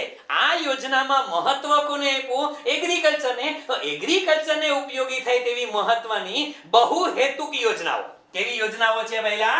આ છે બધી બહુહેતુક યોજનાઓ. એટલે ખાલી સિંચાઈ યોજનાઓ નહીં, માત્ર સિંચાઈ નહીં, પણ સિંચાઈની સાથે વીજળીનું ઉત્પાદન પણ થાય, એને બહુહેતુક યોજના કહેવાય. ભારત દેશમાં પહેલી યોજના ખેતી ક્ષેત્ર. તો ખેતી માટે સિંચાઈની જરૂર પડે. સિંચાઈ યોજના માટે મિત્રો 3 યોજના હતી. પહેલી યોજના હતી હીરાકુંડ, બીજી યોજના હતી દામોદર વેલી. કઈ યોજના હતી મિત્રો? દામોદર વેલી. અને ત્રીજી યોજના છે મિત્રો ભાખડા નાંગલ. બરાબર છે? કઈ છે? ભાખડા નાંગલ. આ 3 યોજનાઓ, 3 મહત્વાકાંક્ષી પ્રોજેક્ટ શરૂ થયા. કઈ યોજનામાં? પ્રથમ પંચવર્ષીય યોજનામાં. પરીક્ષામાં પૂછાયેલો સવાલ છે, રટ્ટો મારી નાખજો કે હીરાકુંડ, દામોદર વેલી અને ભાખડા નાંગલ, આ 3 પરિયોજના શરૂ થઈ. શેના માટે? તો ખાસ કરીને સિંચાઈ માટે. અને બટ ઓબવિયસ છે ખેતી આવે તો શું આવે? સિંચાઈ આવવાની છે. એટલે ખેતી માટે અને સિંચાઈ માટે 3 મહત્વાકાંક્ષી પ્રોજેક્ટ હતા. આને પણ આપણે યાદ રાખવા પડશે. હવે અગત્યની વસ્તુ કે બીજું શું હતું? બીજું આ યોજનાની અંદર શું હતું? તો કે દેશની ઉત્પાદન ક્ષમતા વધારવાની અને આર્થિક અસમાનતા દૂર કરવી. આવા સવાલ પૂછાણા નથી. અન્ન સંકટનું સમાધાન કરવું આ હતું. આ યાદ રાખજો કે પ્રથમ પંચવર્ષીય યોજના છે અન્ન સંકટનું સમાધાન. શું કામ? કારણ કે ભારત દેશ છે મિત્રો એ કૃષિ પ્રધાન દેશ હોવા છતાં દેશને લોકોને ખાવા માટે અનાજ નહોતું. આપણે ઘઉં જેવી વસ્તુ પણ અમેરિકા પાસેથી આયાત કરવી પડતી હતી મિત્રો. આ હાલત હતી અને આ પરિસ્થિતિની અંદર કૃષિ વિકાસને પ્રાથમિકતા આપવી. બરોબર છે. આ યોજનામાં એક વસ્તુ આ પણ યાદ કરજો, નોંધ કરી લેજો. 1953 માં નેશનલ એક્સટેન્શન સર્વિસ એટલે કે NES પરીક્ષામાં પૂછી શકાય એવો મુદ્દો છે કે આ યોજનામાં નેશનલ એક્સટેન્શન સર્વિસની શરૂઆત કરવામાં આવી હતી 1953 માં. 3 યોજના હતી, એને પણ યાદ રાખજો. અને જોડે જોડે મિત્રો આ યોજનાનો સૌથી વધુ અગત્યનો મુદ્દો કે સાહેબ વિકાસ દર શું હતો? આ યોજનામાં એક્સપેક્ટેડ વિકાસ દર 2.1%. એટલે આપણે અપેક્ષા રાખી હતી એટલી કે 5 વર્ષ દરમિયાન એવરેજ 2.1% નો વિકાસ દર હશે. પણ થયું શું ખબર? પહેલી યોજનામાં આપણો વિકાસ દર મળ્યો કેટલો? 3.6%. મોજ પડી ગઈ. કારણ કે આ તો શું થયું? આ કોના જેવું થાય ખબર છે? આપણે માની લ્યો કે આપણી 10માની કે 12માની પરીક્ષા હોય. 10મા ધોરણની પરીક્ષા આપવા ગયા અને તમે ટાર્ગેટ રાખ્યો હોય, પેપર દઈને આવ્યા પછી ટાર્ગેટ રાખ્યો હોય કે 60% આવશે. કેટલા? 60% ની અપેક્ષા રાખીને બેઠા હોય અને સ્કૂલે રિઝલ્ટ લેવા જાય અને આપણા ક્લાસ ટીચર તો આપણી સામે જઈને દોડે, અરે મારો દીકરો આવી ગયો. આપને આશ્ચર્ય થાય કે આટલો બધો પ્રેમ ટીચરને કેમ આપણા ઉપર આવ્યો? અને પછી આપણા હાથમાં માર્કશીટ આવે અને એ માર્કશીટમાં 82% હોય. વિચારો, આપણી અપેક્ષા 60% ની હતી અને 82% આવે તો પછી વિચારો કે આપણે આમ કોલર ઊંચા થાય કે ન થાય? બસ ભારતનું આવું જ હતું. એક્સપેક્ટેશન કેટલી હતી? 2.1% ની અને 1.5 ગણો વિકાસ દર મળ્યો મિત્રો 3.6%. અને પછી હાલત કેવી હતી ખબર છે? ઓલા ઉંદેડીને દારૂ પીવડાવો પછી જીરવાય નહીં, ઠેકડા મારે. બસ દેશનું આવું જ હતું. હમણાં કહું છું શું ઠેકડા માર્યા. પણ મેઇન વસ્તુ છે કે વિકાસ દર ભારત દેશનો 2.1% એક્સપેક્ટેડ અને ખરેખર કેટલો? 3.6%. આ યોજનામાં મોંઘવારી ઉપર કાબુ મેળવવાનો પણ એક હેતુ રાખેલો હતો. એ પણ અગત્યનું છે. હવે આ યોજનામાં બીજા અગત્યના મુદ્દા જે છે 1952 માં કોમ્યુનિટી ડેવલપમેન્ટ પ્રોગ્રામ અને FPP ફેમિલી પ્લાનિંગ પ્રોગ્રામ એની પણ શરૂઆત થઈ હતી. નાના મુદ્દા છે આ અગત્યનો. ભાખડા નાંગલ, હીરાકુંડ અને દામોદર વેલી આ પરીક્ષાની અંદર આપણે વાત કરી પૂછી શકાય એવા મુદ્દા છે. અને ખાસ પહેલી પંચવર્ષીય યોજનાની બીજી 2 સિદ્ધિઓ કઈ મિત્રો? તો કે પહેલી પંચવર્ષીય યોજના દરમિયાન જ ભારતની અંદર યુનિવર્સિટી ગ્રાન્ટ કમિશન એટલે કે UGC ની 1956 માં સ્થાપના થઈ. અને એટલું જ નહીં મિત્રો, આ જ વર્ષે પ્રથમ પંચવર્ષીય યોજનામાં પરીક્ષામાં પૂછી શકાય મિત્રો UGC ની સાથે સાથે શેની? તો કે ભાઈ IITs ની શરૂઆત થઈ. શેની? ઇન્ડિયન ઇન્સ્ટિટ્યૂટ ઓફ ટેકનોલોજી, જે IIT Bombay, IIT Madras, IIT Kharagpur આપણે સાંભળીએ છીએ. એ IITs ની શરૂઆત પણ ક્યારે થઈ? પ્રથમ પંચવર્ષીય યોજનામાં. બરાબર છે. તો પહેલી પંચવર્ષીય યોજના માટે શું યાદ રાખશો? વન્સ અગેન એકદમ ક્વિકલી વાત કરી નાખીએ. શું યાદ રાખશો? પહેલી પંચવર્ષીય યોજનાનો સમયગાળો 51 થી 56. મહત્વ કોને? ખેતી ક્ષેત્રને. ત્રીજું મોડેલ કોનું હતું? હેરોલ્ડ ડોમરનું મોડેલ હતું. ચોથી બાબતો કઈ અગત્યની ઘટના બની? UGC ની સ્થાપના, IIT ની સ્થાપના, સાથે સાથે દામોદર વેલી, હીરાકુંડ અને ભાખડા નાંગલ આ 3 મહત્વાકાંક્ષી યોજનાઓ હતી. અને વિકાસ દર 2.1% ની સામે મળ્યો કેટલા ટકા? 3.6%. બરાબર છે. આ વાત થઈ પ્રથમ પંચવર્ષીય યોજનાની.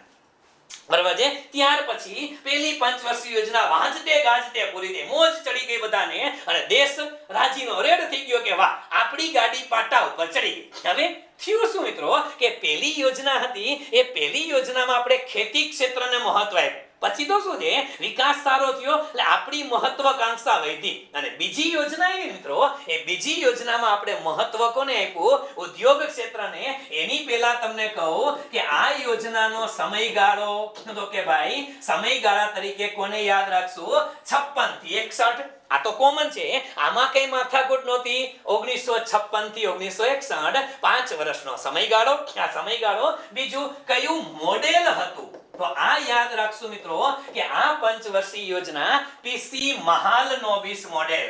પરીક્ષાનો સવાલ છે મિત્રો, પાકો કરી લેજો. આ મોડેલ પરીક્ષામાં ભૂતકાળમાં પૂછાણા છે અને ભવિષ્યમાં પૂછાશે. બરોબર છે. કઈ મોડેલ હતું, પીસી મહાલનોબિસ મોડેલ ઉપર આ યોજના આધારિત હતી. અને આ યોજનાનો મુખ્ય હેતુ કયા ક્ષેત્રને મહત્વ આપ્યું, તો કે ઔદ્યોગિકરણને.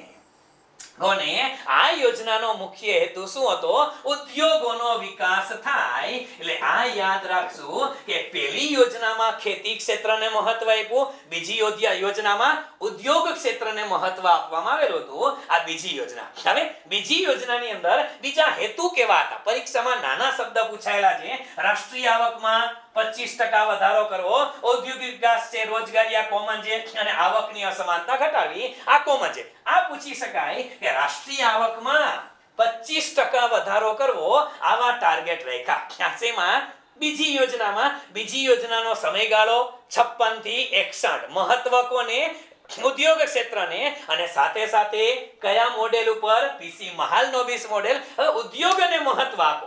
પહેલી યોજનામાં ખેતીને મહત્વ આપ્યું, પહેલી યોજનામાં ખેતીને મહત્વ આપ્યું, તો ખેતી ક્ષેત્ર માટે આપણે સિંચાઈ યોજના લેવા 3. આમાં ઉદ્યોગોને મહત્વ આપ્યું, તો ઉદ્યોગો માટે આપણે નવા સ્ટીલ પ્લાન્ટ નાખ્યા. યાદ રાખજો મિત્રો, ઉદ્યોગો માટે, ઉદ્યોગોના વિકાસ માટે ભારત સરકારે 3 મહત્વના સ્ટીલ પ્લાન્ટ નાખ્યા. આ પરીક્ષાની અંદર અસંખ્ય વખત પૂછાયેલા છે, પાકા કરી લેજો મિત્રો, મગજમાં ઉતારી નાખજો. અને એ 3 સ્ટીલ પ્લાન્ટ એટલે કયા, પહેલો સ્ટીલ પ્લાન્ટ છે દુર્ગાપુર સ્ટીલ પ્લાન્ટ પશ્ચિમ બંગાળમાં. અને કોની મદદથી, બ્રિટનની મદદથી. કોની મદદથી, બ્રિટનની મદદથી આપણે દુર્ગાપુર સ્ટીલ પ્લાન્ટ નાખ્યો પશ્ચિમ બંગાળમાં. બીજો સ્ટીલ પ્લાન્ટ હતો મિત્રો ભિલાઈ સ્ટીલ પ્લાન્ટ, એ છત્તીસગઢમાં હતો. અને કોની મદદથી, રશિયાની મદદથી, એટલે યુએસએસઆર. કોની મદદથી, રશિયાની, યુએસએસઆર ની મદદથી. અને ત્રીજો સ્ટીલ પ્લાન્ટ છે એ રાઉરકેલા ઓરિસ્સામાં. કોની મદદથી, જર્મનીની મદદથી. આ 3 શબ્દ પરીક્ષામાં ભૂતકાળમાં પૂછાયેલા છે અને ભવિષ્યમાં પૂછાઈ શકે એવા છે. એટલે મગજમાં ઘૂસી જવા જોઈએ. પહેલા ગયા કે પેલો દુર્ગાપુર, ભિલાઈ અને રાઉરકેલા. દુર્ગાપુર પશ્ચિમ બંગાળ, ભિલાઈ છત્તીસગઢ અને રાઉરકેલા ઓરિસ્સાની અંદર છે. દુર્ગાપુર બ્રિટનની મદદથી, ભિલાઈ રશિયાની મદદથી અને રાઉરકેલા જર્મનીની મદદથી 3 મહત્વના સ્ટીલ પ્લાન્ટ આપણે શરૂ કરેલા હતા. આ વસ્તુ યાદ રાખશું. હવે ઉદ્યોગોને મહત્વ આપવામાં આવ્યું હોય તો બટ ઓબ્વિયસ છે, આ જ યોજનામાં મિત્રો આપણે અગત્યના સ્ટીલ પ્લાન્ટ એટલે ભારે ઉદ્યોગોને મહત્વ આપ્યું. કોને મહત્વ આપ્યું, ભારે ઉદ્યોગોને. એટલું જ નહીં, આપણે લોકો 2 સેટરડે પહેલા ભણી ગયા મિત્રો ભારતની ઔદ્યોગિક નીતિઓ. યાદ કરો, પહેલી ઔદ્યોગિક નીતિ ભારત દેશની કઈ હતી, 1948 ની. બીજી 1956 ની. જોઈ ભારતની નવી ઔદ્યોગિક નીતિ યાદ રાખજો. આ યોજના દરમિયાન ભારતની નવી ઔદ્યોગિક નીતિ અમલમાં આવી 1956 ની. અને આ જ યોજના દરમિયાન ભારતમાં નવો કંપની ધારો. શું આવ્યો, નવો કંપની ધારો અમલમાં આવ્યો. એ પણ ક્યારનો, 1956 નો. અત્યારે કંપની ધારો 2013 છે. એની પહેલા 2013 સુધી જે કંપની ધારો હતો એ છેલ્લો કયો હતો, 1956 નો કંપની ધારો હતો. આ પણ યાદ રાખવાનું. અને ભૂલાવું ન, જે બેન્કિંગમાં વાતો કરેલી છે આપણે ઘણી વખત, પણ છતાંય 1955 ના વર્ષમાં જે આગલા મુદ્દાની અંદર આવી જાય કે 1955 ના વર્ષની અંદર આપણે લોકો આગલી યોજનામાં, સોરી યાદ રાખ લેશું, આના પહેલાની પહેલી યોજનાની અંદર આને જવા દેશું કે પ્રથમ પંચવર્ષીય યોજના હતી. આમાં એક યાદ રાખી લેજો મિત્રો, 1955 ના વર્ષની અંદર પહેલી યોજના પૂછી શકાય. વર્ષ તો યાદ જ છે. પહેલી યોજના દરમિયાન આપણે જે ઇમ્પિરિયલ બેંક ઓફ ઇન્ડિયા હતી. કઈ બેંક હતી, ઇમ્પિરિયલ બેંક ઓફ ઇન્ડિયા. આ ઇમ્પિરિયલ બેંક ઓફ ઇન્ડિયાનું રાષ્ટ્રીયકરણ કર્યું અને એ રાષ્ટ્રીયકરણ કરી અને આપણે શેમાં રૂપાંતર કર્યું? SBI માં. શેમાં રૂપાંતર કર્યું? SBI માં. અને એ SBI માં રૂપાંતર કર્યું એના માટે કઈ સમિતિની ભલામણ હતી? તો કે ગોરવાલા સમિતિ. કઈ સમિતિ હતી? ગોરવાલા સમિતિ. આ પરીક્ષાનો સવાલ છે મિત્રો કે ગોરવાલા સમિતિની ભલામણ હતી ઇમ્પિરિયલ બેંક ઓફ ઇન્ડિયાનું રાષ્ટ્રીયકરણ કરી નાખ્યું. એ ઇમ્પિરિયલ બેંક ઓફ ઇન્ડિયાને નવા નામ આપ્યા. શું નામ આપ્યા? તો કે સ્ટેટ બેંક ઓફ ઇન્ડિયા. એટલે SBI 1955 પહેલી યોજના. બરાબર છે? ઓકે, આવતા રહ્યા. બીજી યોજનામાં નવો કંપની ધારો આવી ગયો, નવી ઔદ્યોગિક નીતિ આવી, નવો કંપની ધારો આવ્યો અને ઉદ્યોગોને મહત્વ આપવામાં આવ્યું. બરાબર છે? તો આ વસ્તુ આપણે યાદ રાખશું. અને સાથે સાથે મિત્રો બીજી પંચવર્ષીય યોજનાની સૌથી મોટી ખાસિયત હતી, આ પણ પરીક્ષામાં પૂછી શકાય કે યોજનાનો કુલ ખર્ચ હતો ને, એટલે જે ભારત દેશનું બજેટ બને યોજનાનો કુલ ખર્ચના 44.6% રકમ પબ્લિક સેક્ટર અંડરટેકિંગ એટલે કે સેના માટે? જાહેર સાહસો માટે રાખી. એટલે એ વખતે સમય એવો હતો કે ભારત સરકાર બધું ઇન્વેસ્ટમેન્ટ શેમાં કરતી હતી? જાહેર સાહસોમાં કરતી હતી. આજનો દિવસ એવો છે કે અત્યારે ભારત સરકાર આ જૂના જાહેર સાહસો વેચે છે. એ વખતે જાહેર સાહસો આપણે બનાવતા હતા અને અત્યારે સરકાર વેચે છે. એવું નથી કે વર્તમાન સરકાર વેચે છે. ના, 1951 માં જે તે સરકાર હતી ને એ વેચતી હતી. આ અર્થ ધંધાનો નિયમ છે ભાઈ, એમાં કઈ ખોટું નથી. પછી સમજશું. આ યોજના દરમિયાન Tata institute of fundamental research અને એટોમિક એનર્જી કમિશન, આ પરીક્ષામાં પૂછી શકાય એવા મુદ્દા છે કે ભારતમાં એટોમિક એનર્જી કમિશન ગયું. એટોમિક એનર્જી કમિશનની સ્થાપના ક્યારે થઈ? આ 1956 થી 61 ની બીજી પંચવર્ષીય યોજનામાં. હવે પેલી યોજનામાં વિકાસ દર હતો કેટલો? અપેક્ષા હતી 2.1 અને મળ્યો કેટલો? 3.6. જાજો મળ્યો, આપણી અપેક્ષા વધી ગઈ અને અપેક્ષા વધી એટલે આપણી અપેક્ષા કેટલી રહી ગઈ ખબર? કે 4.5%. માપમાં તો રખે ને કે, પણ આપણે અપેક્ષા રાખી 4.5% અને ખરેખર મળ્યો કેટલો? તો કે 4.27%. હવે આપણે એમ લાગે કે તો અપેક્ષિત વિકાસ દર છે એના કરતા ખરેખર ઓછો મળ્યો. અપેક્ષા ભૂલી જવાની. અપેક્ષા તો તમારી એવી હોય કે મને 20% અપેક્ષા છે. એ ન જોવાનું, આપણે શું જોવાનું? ખરેખર મળેલો દર પહેલી યોજનામાં કેટલો? 3.6. બીજામાં કેટલો? 4.27. તો આ યોજના દરમિયાન વિકાસ દર વધ્યો. શું યાદ રાખવાનું? વધ્યો. અપેક્ષા નહીં યાદ રાખવાની પહેલા. યાદ રાખજો, આ પણ સવાલ ક્લાસ 1-2 લેવલે પૂછાય છે કે કઈ યોજનામાં વિકાસ દર ઘટ્યો? તો આ ઘટ્યો ન કહેવાય. અહીંયા જોવાનું કે પહેલી યોજનામાં 3.6, ઓકે, બીજીમાં 4.27 અને વૈધો કહેવાય. બરાબર છે?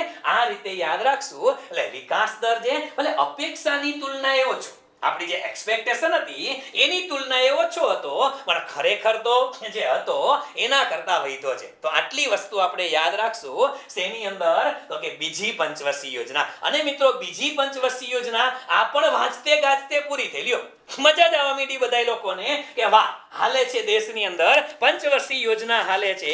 અને એવી પંચવર્ષીય યોજના હાલે છે કે સાહેબ મજા જ એવા રાખે છે. આવી રીતે ચાલુ થઈ, પૂરી થઈ.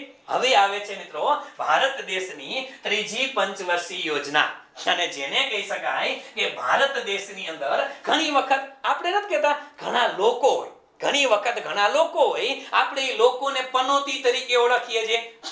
ઈ કે જ્યાં જઈએ પનોતી લગાડે. આપણે કહીએ છીએ ને કે આ યોજના એવી હતી. ત્રીજી પંચવર્ષીય યોજના મિત્રો ભારત દેશની અંદર જેને કહેવાય કે સૌથી જેને કહેવાય ભયાનકમાં ભયાનક પંચવર્ષીય યોજના ગઈ હોય ને એ ત્રીજી હતી. શું કામ? કે દેશની અંદર જો કોઈ યોજના સુપર ફ્લોપ નહીં, સુપર ફ્લોપ ગઈ હોય તે આ ત્રીજી પંચવર્ષીય યોજના હતી 61 થી 66. શા માટે? એની પહેલા આપણે ચર્ચા કરીએ કે સાહેબ આ યોજના જે છે એ શા માટે આટલી બધી સુપર ફ્લોપ ગઈ. પહેલી વસ્તુ, એની પહેલા એકાદી વાત તમને કરી દઉં કે આ યોજના, હવે સમયગાળો તો આપને ખબર છે 61 થી 66, પણ પ્રશ્ન શું થયો? પ્રશ્ન એ થયો કે આ યોજના દરમિયાન આપણે લોકોએ 2 યુદ્ધનો સામનો કર્યો. યસ મિત્રો, આ યોજના દરમિયાન આપણે લોકોએ 2 યુદ્ધનો સામનો કર્યો. અને એ એટલે કયા? તો કે 1962 માં ચીન સામે યુદ્ધ કર્યું. 1962માં બોનીમાં શરૂઆતમાં બોની જ કહેવાય 61માં યોજના શરૂ કરી અને 62માં કોની હારે યુદ્ધ થયું? ચાઇના હારે યુદ્ધ થયું. અને આજની તારીખે જેને તમે લોકો અક્ષાય ચીન તરીકે ઓળખો છો એ ભારતનો ભાગ હતો. એ કોને પડવી લીધો? ચાઇના વાળાએ પડવી લીધો. 1962ના યુદ્ધમાં માંડ હજી ભણકારા ઓછા થયા હતા અને ત્યાં 1964નું વર્ષ આવ્યું અને 1964ના વર્ષની અંદર ભારત દેશે પોતાના પહેલા પ્રાઇમ મિનિસ્ટર ગુમાવ્યા. જવાહરલાલ નહેરુનું અવસાન થાય છે. યસ મિત્રો, આ જ યોજના દરમિયાન 62ના યુદ્ધના પડઘમ પડતા હતા, હજી માંડ ઉભરતા હતા અને ત્યાં દેશે પોતાના પહેલા પ્રાઇમ મિનિસ્ટર ગુમાવ્યા. જવાહરલાલ નહેરુ ગુમાવ્યા અને એ માંડ રંજ હતો કે નહેરુ ગુમાવ્યા પછી દેશનું શું થશે? બીજા ભારત દેશના બીજા પ્રાઇમ મિનિસ્ટર તરીકે જેને કાર્યભાર સંભાળ્યો એ વ્યક્તિ એટલે ભારત દેશનો એક એવો વીર સપૂત જેને આપણે લાલ બહાદુર શાસ્ત્રી તરીકે ઓળખીએ છીએ. યસ મિત્રો, આ લાલ બહાદુર શાસ્ત્રીએ ભારત દેશની સુકાન સંભાળી. સુકાન સંભાળતાની સાથે 1965ની અંદર પાકિસ્તાન સાથે યુદ્ધ થયા. કોની સાથે યુદ્ધ? પાકિસ્તાન સાથે યુદ્ધ થયું મિત્રો. હવે એક બાજુ દેશમાં પેલું યુદ્ધના ભણકારા વાગતા હતા, પેલા પ્રાઇમ મિનિસ્ટર ગુમાવ્યા. બીજું યુદ્ધ બેક ટુ બેક પાકિસ્તાન સાથે યુદ્ધ થયું અને હજી એ યુદ્ધના ભણકારા વાગતા હતા ત્યાં મિત્રો 1966માં આ જ યોજના દરમિયાન ભારત દેશે પોતાના બીજા પ્રાઇમ મિનિસ્ટર પણ ગુમાવી દીધા. લાલ બહાદુર શાસ્ત્રીનું અવસાન થઈ ગયું. ક્યાં? તો કે તાસ્કંદની અંદર કરાર કરવા ગયા ત્યારે. તાસ્કંદમાં એગ્રીમેન્ટ કરવા ગયા. તાસ્કંદ એગ્રીમેન્ટ થઈ ગયા અને રાત્રે એટેક આવી. કહેવાય છે કે એટેક આવીને મૃત્યુ થયું છે. પણ મૃત્યુનો ખરેખર કારણ આજની તારીખે અકબંધ છે મિત્રો કે દેશનું પોલિટિક્સ ક્યાં છે ને એ અહીંયાથી ખબર પડી જાય. અહીંયાથી ખબર પડી જાય કે દેશમાં લોકો ખુરશી માટે શું કરી શકે છે. પણ જે છે કારણ કે કન્ફર્મ તો છે નહીં, પણ એક વસ્તુ છે કે આ લાલ બહાદુર શાસ્ત્રીનું અવસાન કઈ રીતે થયું ને એ હજી આજની તારીખે ખબર નથી. લોકો એમ કહે છે કે ભાઈ અવસાન છે એ કોના પરિણામે? એટેકને પરિણામે. પણ એના સંતાનો માનવા રાજી નહોતા કે નહીં, અવસાન એટેકને લીધે નથી થયું, આની હત્યા થઈ છે. પણ ભગવાનને ખબર જે છે તે. પણ આપણે દેશે મિત્રો એક એવા પ્રાઇમ મિનિસ્ટર ગુમાવ્યા. આ ભારત દેશે એક એવા પ્રાઇમ મિનિસ્ટર ગુમાવ્યા હતા કે જે પ્રાઇમ મિનિસ્ટરે દેશની અંદર આ 65ના વર્ષમાં જ્યારે યુદ્ધની પરિસ્થિતિ હતી, એટલું જ નહીં 65માં જ્યારે લાલ બહાદુર શાસ્ત્રી પ્રાઇમ મિનિસ્ટર હતા યુદ્ધ હતું એટલું નહીં, 1965ના વર્ષમાં મિત્રો ભારત દેશમાં દુષ્કાળ હતો. એટલે એનો મીનિંગ એક બાજુ યુદ્ધના ભણકારા વાગે સરહદોની રક્ષા કરવી ફરજિયાત હતી. કારણ કે ચાઇના વાળા પેલી બાજુથી દબાવે, પાકિસ્તાન વાળા બેય બાજુથી. કારણ કે એ વખતે પૂર્વ પાકિસ્તાન હતું, બાંગ્લાદેશ નહોતું ભઈલા. બે પાકિસ્તાન, આ બાજુ પાકિસ્તાન, પેલી બાજુ પાકિસ્તાન, ઉપર ચીન, ત્રણેય બાજુથી ભારત દેશને પ્રેશર હોય તો દેશની અંદર એક એવા વડાપ્રધાન કે જેને મોટા ભાગનો ખર્ચ છે ને એ સંરક્ષણ માટે વાપરી દીધો હતો અને દેશના લોકોને ઘરે ઘરે જઈ અને વ્યક્તિએ સમજાવ્યા હતા કે ભાઈ દેશની સરહદોનું રક્ષણ કરવું જરૂરી છે. કે દુશ્મનો દેશની અંદર ઘૂસી જશે, સરહદ ઉપર તમારા દીકરા દીકરીને મોકલવા પડે. તમારા દીકરાને સરહદ ઉપર મોકલો, દેશને જવાનની જરૂર છે. અને એ જ વ્યક્તિ ગામમાં જઈને કહે કે જો તમારે બે દીકરા હોય ને તો એક દીકરાને સેનામાં મોકલો અને બીજાને ખેતી કરાવો. કે દેશમાં ખેડૂતોની જરૂર છે, ખાવા માટે અનાજ નથી, અન્નનું સંકટ આવી ગયું છે. તમારા બે દીકરા હોય તો એકને દેશનો જવાન બનાવો અને એકને કિસાન બનાવો. અને એટલા માટે મિત્રો એ લાલ બહાદુર શાસ્ત્રીનો નારો હતો જય જવાન જય કિસાન. આ એટલા માટે હતું. અને એકમાત્ર વડાપ્રધાન કે જેને દેશના વડાપ્રધાન બંગલોની અંદર ખેતી કરેલી હતી કે જ્યારે મારા દેશનો અન્નદાતા, મારા દેશનો ખેડૂત, એ ખેડૂત પાસે પોતાને ખાવા માટે અનાજ ન હોય ને તો હું મારા દેશના ખેડૂતો પાસેથી એક વડાપ્રધાન તરીકે કઈ રીતે અનાજ માંગુ કે મને અનાજ આપો? નહીં, મારે જેટલું અનાજ જોઈએ છે ને એ હું ખુદ ઉગાડીશ. આવા દેશના વડાપ્રધાન યાદ છે તો લાલ બહાદુર શાસ્ત્રીએ કે એવી વિભૂતિ હતી કે જેને વડાપ્રધાન બંગલોની અંદર ખેતી કરેલી હતી એને આપણે ગુમાવ્યા. એટલે ખરેખર આ પંચવર્ષીય યોજના એટલી પનોતી ભરેલી હતી કે દેશની અંદર ચારેય બાજુ અંધાધૂંધી બબ્બે પ્રાઇમ મિનિસ્ટર ગુમાવી દયો, બબ્બે યુદ્ધ થાય, દેશમાં દુકાળ પડે, કાંઈ કામ લાગ્યું જ નહીં અને સુપર ફ્લોપ વહી ગઈ. આના લીધે આ બધા પરિણામોને લીધે, કારણોને લીધે યોજના સુપર ફ્લોપ ગઈ. યાદ રાખવાની છે યોજનાનો સમય 61 થી 66. કઈ યાદ રાખશો? 61 થી 66. હા, એક બાબત અહીંયા આપણે નોંધ કરશું કે 61 થી 66 નો સમયગાળો. સાહેબ, આ યોજનામાં મહત્વ કયા ક્ષેત્રને? તો આ યોજનામાં મિત્રો ખેતી અને ઉદ્યોગ બંનેને, ખેતી અને ઉદ્યોગ આપણે બંનેને મહત્વ આપેલું હતું. પહેલી યોજના હતી એ એક્સક્લુઝિવ કોના માટે? ખેતી માટે. બીજી યોજના હતી એ એક્સક્લુઝિવ ઉદ્યોગો માટે. ત્રીજી યોજનામાં બંનેને મહત્વ આપવામાં હતું. હવે ઘણાને ડાઉટ છે કે સાહેબ આ યોજના છે કયા મોડેલ ઉપર આધારિત હતી? તો ચોખવટ કરીને કહી દઉં કે આ યોજનામાં કોઈ મોડેલ જ નહોતું. ચોખવટ કરી દઉં, આ યોજનામાં કોઈ મોડેલ નહોતું. પણ આ યોજના દરમિયાન દેશની અંદર એક જૂની કમિટી બનાવેલી હતી અને એ કમિટીનું નામ હતું ગાડગીલ કમિટી. કઈ કમિટી હતી? ગાડગીલ કમિટી હતી. યાદ રાખજો, એ ગાડગીલ કમિટીએ આ યોજના દરમિયાન પોતાના રિપોર્ટ સોંપ્યા હતા. દેશને પોતાના રિપોર્ટ સોંપ્યા હતા અને એટલા માટે લોકો આ યોજનાને છે ને ગાડગીલ યોજના તરીકે ઓળખે છે. બરાબર છે? પણ આ યોજના ગાડગીલ મોડેલ નથી. પેલા મોડેલ નથી, યાદ રાખજો. જીપીએસસી ક્લાસ 1 2 2017 નો સવાલ છે આ કે આ યોજનામાં મોડેલ કયું હતું? ભાઈ મોડેલ નહોતું. આને ગાડગીલ યોજના કહેવાય. શું કહેવાય? ગાડગીલ યોજના તરીકે ઓળખે છે. આને આપણે યાદ રાખી લેશું. બરાબર છે? તો આ યોજનાની અંદર મિત્રો સૌથી વધુ અગત્યની વસ્તુ હતી એ શું હતું? તો કે ગાડગીલ યોજના તરીકે ઓળખાય છે. અને આ યોજના અર્થવ્યવસ્થાનો પરીક્ષાની અંદર પૂછાયેલો શબ્દ છે કે આ યોજના દરમિયાન અર્થવ્યવસ્થા ટેક ઓફ સ્ટેજમાં હતી. કયા સ્ટેજમાં હતી? અર્થવ્યવસ્થા ટેક ઓફ સ્ટેજની અંદર હતી. આને આપણે એક યાદ રાખશું, પરીક્ષાનો સવાલ છે આ અર્થવ્યવસ્થા આ યોજના દરમિયાન. કઈ યોજના? ત્રીજી યોજના દરમિયાન અર્થવ્યવસ્થા ટેક ઓફ સ્ટેજની અંદર હતી. એને યાદ રાખી લેશું. પરીક્ષામાં પૂછાયેલો શબ્દ છે કે ભારત દેશની અર્થવ્યવસ્થા ટેક ઓફ સ્ટેજમાં ક્યારે હતી? તો કે ત્રીજી પંચવર્ષીય યોજનામાં. બરાબર છે? તો આને આપણે યાદ રાખી લેશું. બીજી વસ્તુ કે આ યોજના દરમિયાન આપણે લોકોએ સૌથી વધુ શું કર્યું મિત્રો? તો કે આપણે આયાત અવેજીકરણ, આ શબ્દ પણ યાદ રાખશું. આયાત અવેજીકરણ. આ યોજના દરમિયાન આયાત અવેજીકરણને આપણે અપનાવેલું હતું કે રાષ્ટ્રીય આવકમાં વધારો કરવો તો જે થયો નહીં, નિકાસમાં વધારો કરવો, ઉદ્યોગોનો દીર્ઘકાલીન વિકાસ, શ્રમ શક્તિને મહત્વ, આ બધુંય બરોબર. પણ આ યોજનામાં કોને મહત્વ આપ્યું? આયાત અવેજીકરણને. કોને? આયાત અવેજીકરણને મહત્વ આપ્યું. અને બીજી અગત્યની વસ્તુ છે મિત્રો કે આ યોજના દરમિયાન આપણે જે ઉદ્યોગોની વાત હતી કે ખેતી માટે મહત્વ આપ્યું. જય જવાન જય કિસાનના નારા આપ્યા. પણ એક વસ્તુ યાદ રાખશું કે જે ઓલા 3 સ્ટીલ પ્લાન્ટ, કયા? બીજી યોજનામાં શરૂ થયેલા 3 સ્ટીલ પ્લાન્ટ હતા. કયા? દુર્ગાપુર, ભિલાઈ અને રાઉરકેલા. કયા? દુર્ગાપુર, ભિલાઈ અને રાઉરકેલા. એ 3 સ્ટીલ પ્લાન્ટ બીજી યોજનામાં હતા. ત્રીજી યોજનામાં એક નવો સ્ટીલ પ્લાન્ટ આવેલો હતો અને એ કયો હતો? એ હતો બોકારો સ્ટીલ પ્લાન્ટ. કયો પ્લાન્ટ હતો બેલા? Bokaro steel plant. 1964 ની અંદર નાખવામાં આવેલો હતો અને એ બોકારો સ્ટીલ પ્લાન્ટ કઈ જગ્યાએ હતો? એ ઝારખંડની અંદર હતો. ક્યાં હતો? ઝારખંડમાં. આ પણ યાદ રાખશું, ઝારખંડમાં. અને કોની મદદથી?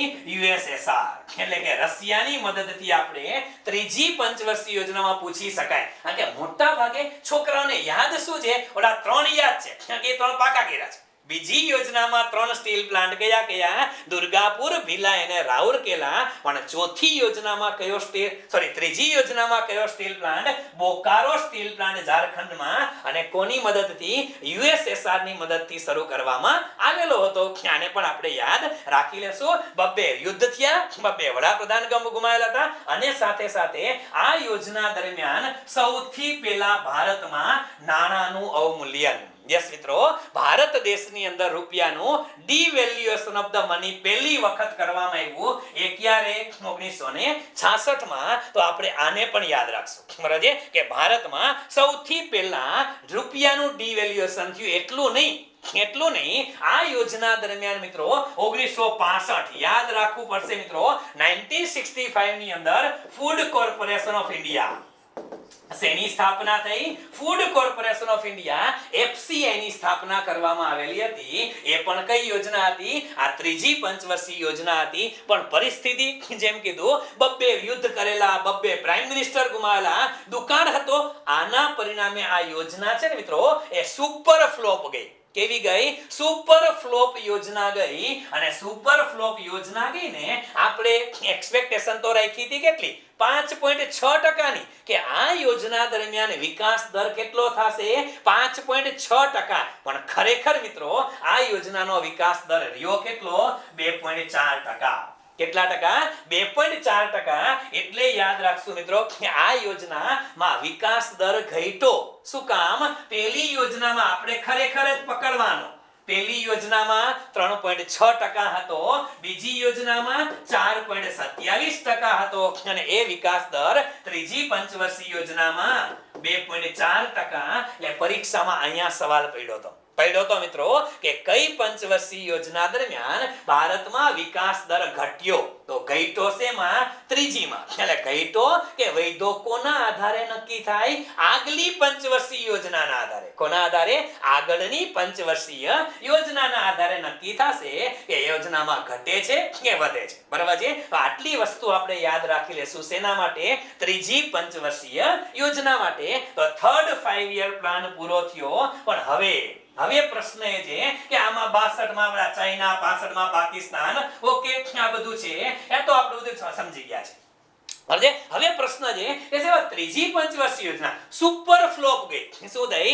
સુપર ફ્લોપ ગઈ. અને એ વખતે આપણે કીધું કે દેશના બીજા વડાપ્રધાન ગુમાવ્યા એટલે લાલ બહાદુર શાસ્ત્રીનું અવસાન થઈ ગયું. હવે ભારત દેશમાં નવા પ્રાઇમ મિનિસ્ટર કોણ આવે એની અટકળો હતી. અને બધી અટકળોના અંતની વચ્ચે દેશના પ્રાઇમ મિનિસ્ટર બનાવવામાં આવ્યા કોને? ઇન્દિરા ગાંધીને.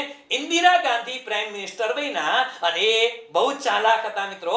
1966 માં ત્રીજી પંચવર્ષીય યોજના પૂરી થઈને પછી 66 થી 71 ચોથી યોજના શરૂ કરવી પડે. પણ યાદ રાખજો મિત્રો, ઇન્દિરા ગાંધીએ ચોથી પંચવર્ષીય યોજના શરૂ ના કરી મિત્રો. ચોથી પંચવર્ષીય યોજના શરૂ કર્યા પહેલા બ્રેક આપ્યો. અને કયો બ્રેક આપ્યો? તો કે ભાઈ 1966-67 ના વર્ષમાં એને વાર્ષિક યોજના ચાલુ કરી. કેવી યોજના? વાર્ષિક યોજના.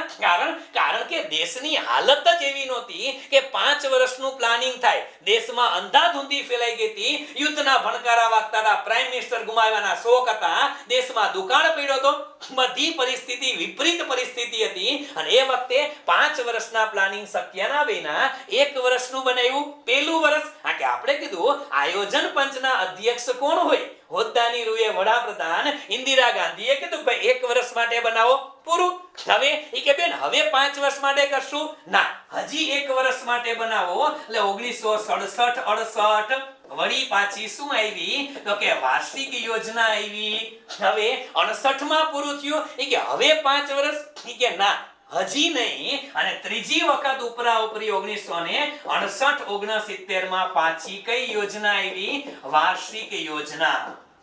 યાદ રાખજો મિત્રો કે 3 પંચવર્ષીય યોજના પૂરી થઈ પછી સીધી ચોથી પંચવર્ષીય યોજના શરૂ નથી થઈ. બેક ટુ બેક ઉપરી 3 વર્ષ સુધી ઇન્દિરા ગાંધીએ કેવી યોજના અમલમાં મૂકી? વાર્ષિક યોજના. હવે વર્ષની યોજના હતી, અહીંયા પંચવર્ષીય યોજના નહોતી. અહીંયા શું નહોતું? પંચવર્ષીય યોજના નહોતી. અને પંચવર્ષીય યોજના નહોતી ને એટલે આ સમયગાળાને લોકોએ એક નવું નામ આપ્યું. અને કયું નામ આપ્યું? તો કે યોજના અવકાશ. શું નામ આપ્યું? યોજના અવકાશ. ઓરિજિનલ ઇંગ્લિશમાં આપેલું હતું એને કીધું હતું પ્લાન હોલિડે. શું શબ્દ આપેલો હતો? Plan holiday. હોલિડે એટલે રજા. શેમાં રજા? પંચવર્ષીય યોજના. સમજો, રજા એટલે શેમાં? 5 વર્ષની યોજનામાં રજા. પણ બેને વર્ષની યોજનાઓ ચાલુ હતી અને પંચવર્ષીય તો કહેવાય નહીં. એટલે આ 3 વર્ષ વર્ષનો સમય છે ને એને કોના તરીકે ઓળખે છે? પ્લાન હોલિડે તરીકે. કોના તરીકે? પ્લાન હોલિડે તરીકે ઓળખવામાં આવે છે. કઈ યોજના? તો કે વર્ષની યોજના 3. અને એવું પરીક્ષામાં પૂછાય છે કે ભાઈ પ્લાન હોલિડે કઈ પંચવર્ષીય યોજનાની વચ્ચે આવે? તો કોની વચ્ચે આવે? ત્રીજી અને ચોથી ની વચ્ચે. કારણ કે ચોથી યોજના હજી શરૂ નથી થઈ અને આ 3 વર્ષ સુધી સાવ દેશી ભાષામાં કહું ને તો ઇન્દિરા ગાંધી નવા પ્રાઇમ મિનિસ્ટર બન્યા હતા. યુદ્ધની પરિસ્થિતિ હતી, દેશની આર્થિક પરિસ્થિતિ ખરાબ હતી, દેશની અંદર ખેતી ક્ષેત્રની પરિસ્થિતિ ખરાબ. આવા સંજોગોમાં ઇન્દિરા ગાંધીએ બહુ ચાલાકી ભર્યા 3 વર્ષ સુધી નેટ પ્રેક્ટિસ કરી લીધી. ઇન્દિરા ગાંધીએ 3 વર્ષ સુધી આયોજનમાં શું કરી? આ નેટ પ્રેક્ટિસ જ કરેલી હતી અને 3 વર્ષની નેટ પ્રેક્ટિસ બાદ 1969 ની અંદર મિત્રો ઇન્દિરા ગાંધી વન્સ અગેન માર્કેટની અંદર આવે છે અને એ જે 1900 આ બધી વાતો થઈ ગઈ છે. 1969 માં નવી પંચવર્ષીય યોજના લાયા અને એ કઈ? ચોથી પંચવર્ષીય યોજના. કઈ યોજના? ચોથી પંચવર્ષીય યોજના. અને એટલું જ નહીં મિત્રો, એટલું જ નહીં, ઇન્દિરા ગાંધી જ્યારે આવે છે અને આવતા વેત મિત્રો 1969 માં પંચવર્ષીય યોજના શરૂ કરી. શરૂ કરતાની સાથે મિત્રો એવી સટ્ટાસટી એને બોલાવી દીધી કે આખી દુનિયાના લોકો એ વિચાર કરતા રહી ગયા કે આ બેન કરે છે શું? એનું કારણ છે કે 1969 ની અંદર પંચવર્ષીય યોજના આવી. એ યોજના આવી તો ખરા મિત્રો, પણ આનો ડ્રાફ્ટ એક ચોખવટ કરી દઉં કે યોજનાની પ્રસ્તાવના છે ને એ ડીઆર ગાડગીલ દ્વારા તૈયાર કરવામાં આવેલી હતી અને આનું જે મોડેલ હતું ને એ કયું હતું? તો કે અશોક રુદ્ર અને એલએસ મન્ને દ્વારા તૈયાર કરેલ કન્સિસ્ટન્સી મોડેલ હતું. કયું મોડેલ હતું? Consistency model. આ તો ઠીક છે, પણ આ યોજનામાં ઇન્દિરા ગાંધીએ આવતા વેત મિત્રો જે સટ્ટાસટી બોલાવી હતી અને એ સટ્ટાસટી કહી તો કે 1969 માં આવતા વેત એને શું કરી નાખ્યું? તો કે 14 બેંકોના રાષ્ટ્રીયકરણ. 14 બેંકોના રાષ્ટ્રીયકરણ કરી નાખ્યા. એટલે બેંકો પેલા માત્ર સાહુકારો માટે હતી, હવે પ્રાઇવેટ બેંકો 14 બેંકો 50 કરોડથી વધારે મૂડીવાળી. આપણે ઘણી વખત ભણી ગયા છે 14 બેંકોના રાષ્ટ્રીયકરણ કરી નાખ્યા કે બેંકો પ્રાઇવેટ નો યાર, બેંકો સરકારની માલિકીની. નાના ગામડાના લોકો, ગરીબ લોકોને પણ બેંકની સુવિધા આપો. સીધું 14 બેંકોના રાષ્ટ્રીયકરણ કરી નાખ્યા. 1969 ની અંદર જ મિત્રો એમઆરટીપી એક્ટ લેવા. શું લેવા? એમઆરટીપી એક્ટ લેવા. Monopoly and restricted trade practices act. Monopoly and restricted trade practices act લેવા કે ઇજારાશાહી નિયંત્રણધારો કોઈ વ્યક્તિએ સંગ્રહખોરી નહીં કરવાની, કાળાબજારી નહીં કરવાની પાડી દેશું. આવી પરિસ્થિતિની અંદર મિત્રો ઇન્દિરા ગાંધીએ જે કામ કર્યા કે જે એમઆરટીપી એક્ટ લઈ આવે છે 1969 ની અંદર બેંકોના રાષ્ટ્રીયકરણ કર્યા. એટલું જ નહીં, 1969 ની અંદર બફર સ્ટોકની નીતિ લેવા. શેની નીતિ લેવા? Buffer stock. કોને કહેવાય બફર સ્ટોક? ભાઈ ભારત દેશમાં આજની તારીખે બફર સ્ટોકમાં અનાજ છે અને કેટલું અનાજ છે ખબર છે? દેશની અંદર 3 વર્ષ સુધી ખેતીનું ઉત્પાદન ન થાય. દેશમાં 3 વર્ષ સુધી ખેતીનું ઉત્પાદન ન થાય ને તોય તમને ને મને આપણું અનાજ મળી રહે ને એટલું અનાજનો બફર સ્ટોક છે. બફર સ્ટોક એટલે ભારત દેશે આકસ્મિક પરિસ્થિતિને પહોંચી વળવા માટે અનાજના જથ્થાનો સંગ્રહ કરવાનું શરૂ કર્યું અને એ શરૂ કરાવ્યું કોને? ઇન્દિરા ગાંધીએ શરૂ કરાવ્યું હતું. ભાઈ શું કામ? એને જોયું હતું કે 1966 માં જ્યારે બેન પ્રાઇમ મિનિસ્ટર બન્યા ત્યારે દેશમાં અન્ન સંકટ હતું અને અન્ન સંકટ હતું ત્યારે એને ખબર પડી કે જો આ સમયે આપણે સ્ટોક જથ્થો કર્યો હતો, અનાજનો સંગ્રહ સરકારે કર્યો હતો, દેશે ભૂખે મરવાનો વારો ન આવે. દેશે ખેતી પ્રધાન દેશ હોવા છતાંય વિશ્વના દેશ પાસે હાથ લાંબો કરવાનો વારો ન આવે ને એટલા માટે એને બફર સ્ટોકની નીતિ શરૂ કરી અને 1969 માં હજી ધીમે આ બધું હાલતું હતું અને ત્યાં 1971 ના વર્ષની અંદર મિત્રો પાકિસ્તાન જોડે યુદ્ધ થયું. આ જ યોજના દરમિયાન પાકિસ્તાન જોડે યુદ્ધ થયું અને એ યુદ્ધની અંદર પાકિસ્તાનને જેને કહેવાય મિત્રો કે એવી શરણાગતિ સ્વીકારી વિશ્વની અંદર સૌથી મોટું સરેન્ડર ગણવામાં આવે છે. 93,000 પાકિસ્તાન સૈનિકોએ હથિયાર હેઠા મૂકી દીધા ભારતની સામે કે સરેન્ડર છે. આ જે પરિસ્થિતિ હતી મિત્રો એ યુદ્ધની પરિસ્થિતિ એ પણ કોને જોઈ? એ પણ ઇન્દિરા ગાંધીએ જોઈ હતી અને પાકિસ્તાનને તે દિવસે એમ થઈ ગયું હતું કે ચાલો લેડી અઘરી છે. આ અઘરી બાઈ છે યાર, આની હારે ક્યાં આપણો પનારો પડેલો હતો અને પાકિસ્તાનને ધૂળ ચાટતું કરી દીધું. એ આ લોખંડી શ્રી આપણે એમનેમ યાર ઇન્દિરા ગાંધીને આયરન લેડી તરીકે નથી ઓળખતા. એના ડિસિઝન તમે અહીંથી તમને ખબર પડે. આટલું જ નહીં આપણે 1971 ની અંદર મિત્રો આ પાકિસ્તાન પૂર્વ પાકિસ્તાન થઈ ગયું, હવે યુદ્ધ હારી ગયું અને બાંગ્લાદેશ થઈ ગયું, છતાં પણ પાકિસ્તાન હળી કરવાનું મૂકે નહીં. નો કે એક બાજુથી પાકિસ્તાન વાળા હળિયું કરે, એક બાજુથી ચાઇના વાળા હળી કરે, અને આ હળી કરતા બંધ કરવા માટે મિત્રો 1974 ના વર્ષમાં ગયા વર્ષમાં 1974 ના વર્ષની અંદર આજ પંચવર્ષીય યોજનામાં જેનો ડ્રાફ્ટ રેડી થઈ ગયો અને ઇન્દિરા ગાંધીએ પરમાણુ પરીક્ષણ કર્યું. શું કરી નાખ્યું? પરમાણુ પરીક્ષણ કર્યું પોખરણની અંદર. અને એ પરમાણુ પરીક્ષણને નામ શું આપ્યા? સ્માઇલિંગ બુદ્ધા. લે શું નામ આપ્યા? સ્માઇલિંગ બુદ્ધા નામનું પરમાણુ પરીક્ષણ કર્યું. અને પરમાણુ પરીક્ષણ કરી અને પાકિસ્તાન અને ચાઇના બેયને બતાવી દીધું દીકરા આટલી વાર લાગ્યો, હાથમાં રિમોટ કંટ્રોલ છે, એક પરમાણુ બોમ્બ ફેંકો ને વિશ્વના નકશામાંથી ચાઇના અને પાકિસ્તાન ઉડી જશે, હખણા રહેજો. અને મિત્રો તાકાત છે કે 1974 પછી ચાઇના વાળા અને પાકિસ્તાન વાળા થોડાક સાઈડમાં રહી ગયા હતા કે આ બેનનો ભરોસો ન કરે ભાઈ, આ બેન તો ઉડાડી દે એવા છે.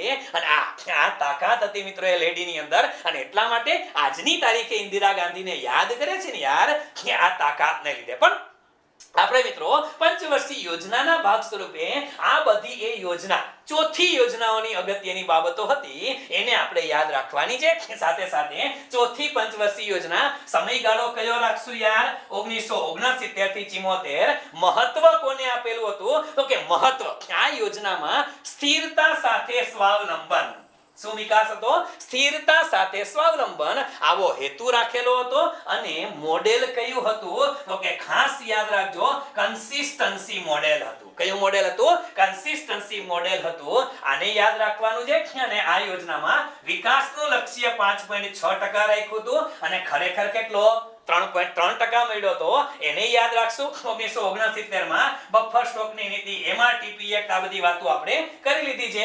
આ જ યોજના દરમિયાન 14 બેંકોનું રાષ્ટ્રીયકરણ આપણે વાતો કરી લીધી. 74 માં સ્માઇલિંગ બુદ્ધા વાતો કરી, 71 માં બાંગ્લાદેશ લિબરલાઇઝેશન આપણે વાતો કરી લીધેલી છે. બરાબર છે? તો આ વાત હતી શેની? ચોથી પંચવર્ષીય યોજનાઓની. અને ચોથી પંચવર્ષીય યોજનાનો ડ્રાફ્ટ આખો એ ગાડગીલે તૈયાર કર્યો. પણ એ વખતે દેશના વડાપ્રધાન હતા ઇન્દિરા ગાંધી. બહુ સરસ યોજના આવેલી. અને યોજનાની અંદર જેને કહેવાય કે ક્રિકેટની મેચ હોય, અને ક્રિકેટની મેચની અંદર પેલી 6 ઓવરની અંદર કે જે તે સમયની અંદર જ્યારે પાવર પ્લે હોય અને એ પાવર પ્લેમાં કઈ બેટિંગ કરેલી હતી યાર, આખી દુનિયાના છક્કા છોડાવી દીધા. આવી બેટિંગ કરી પાવર પ્લેમાં કોને? ઇન્દિરા ગાંધીએ. અને પાવર પ્લે પૂરો થયો. બીજી પંચવર્ષીય યોજના પાંચમી શરૂ થઈ.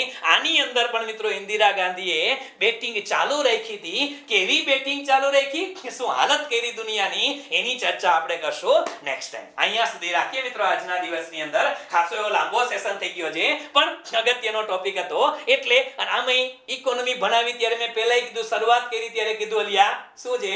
ગમતું મળે તો અલિયા ગુંજે ન ભરીએ, ગમતાનું કરીએ ગુલાલ. આ ગમતું મળે એટલે હાઈલી જે કેસેટ વાગી જાય. પણ અહીંયા સુધી આજના દિવસમાં રાખીએ. બીજો પાર્ટ આપણે બહુ ટૂંક સમયની અંદર લઈ લેશું, જેથી કરીને પંચવર્ષીય યોજના અહીંયા પૂરી થઈ જશે. ઠીક છે? તો અત્યારે અહીંયા સુધી આપણે રાખીએ છીએ. વધુ આવતા અંકે પ્રસિદ્ધ કરવામાં આવશે. ત્યાં સુધી રજા આપશો. સેટરડે સન્ડે જે છે એ સેટરડે સન્ડે ની have a nice weekend to all of you. પણ વીકેન્ડ છે એટલે વાંચજો ખરા ભઈલા.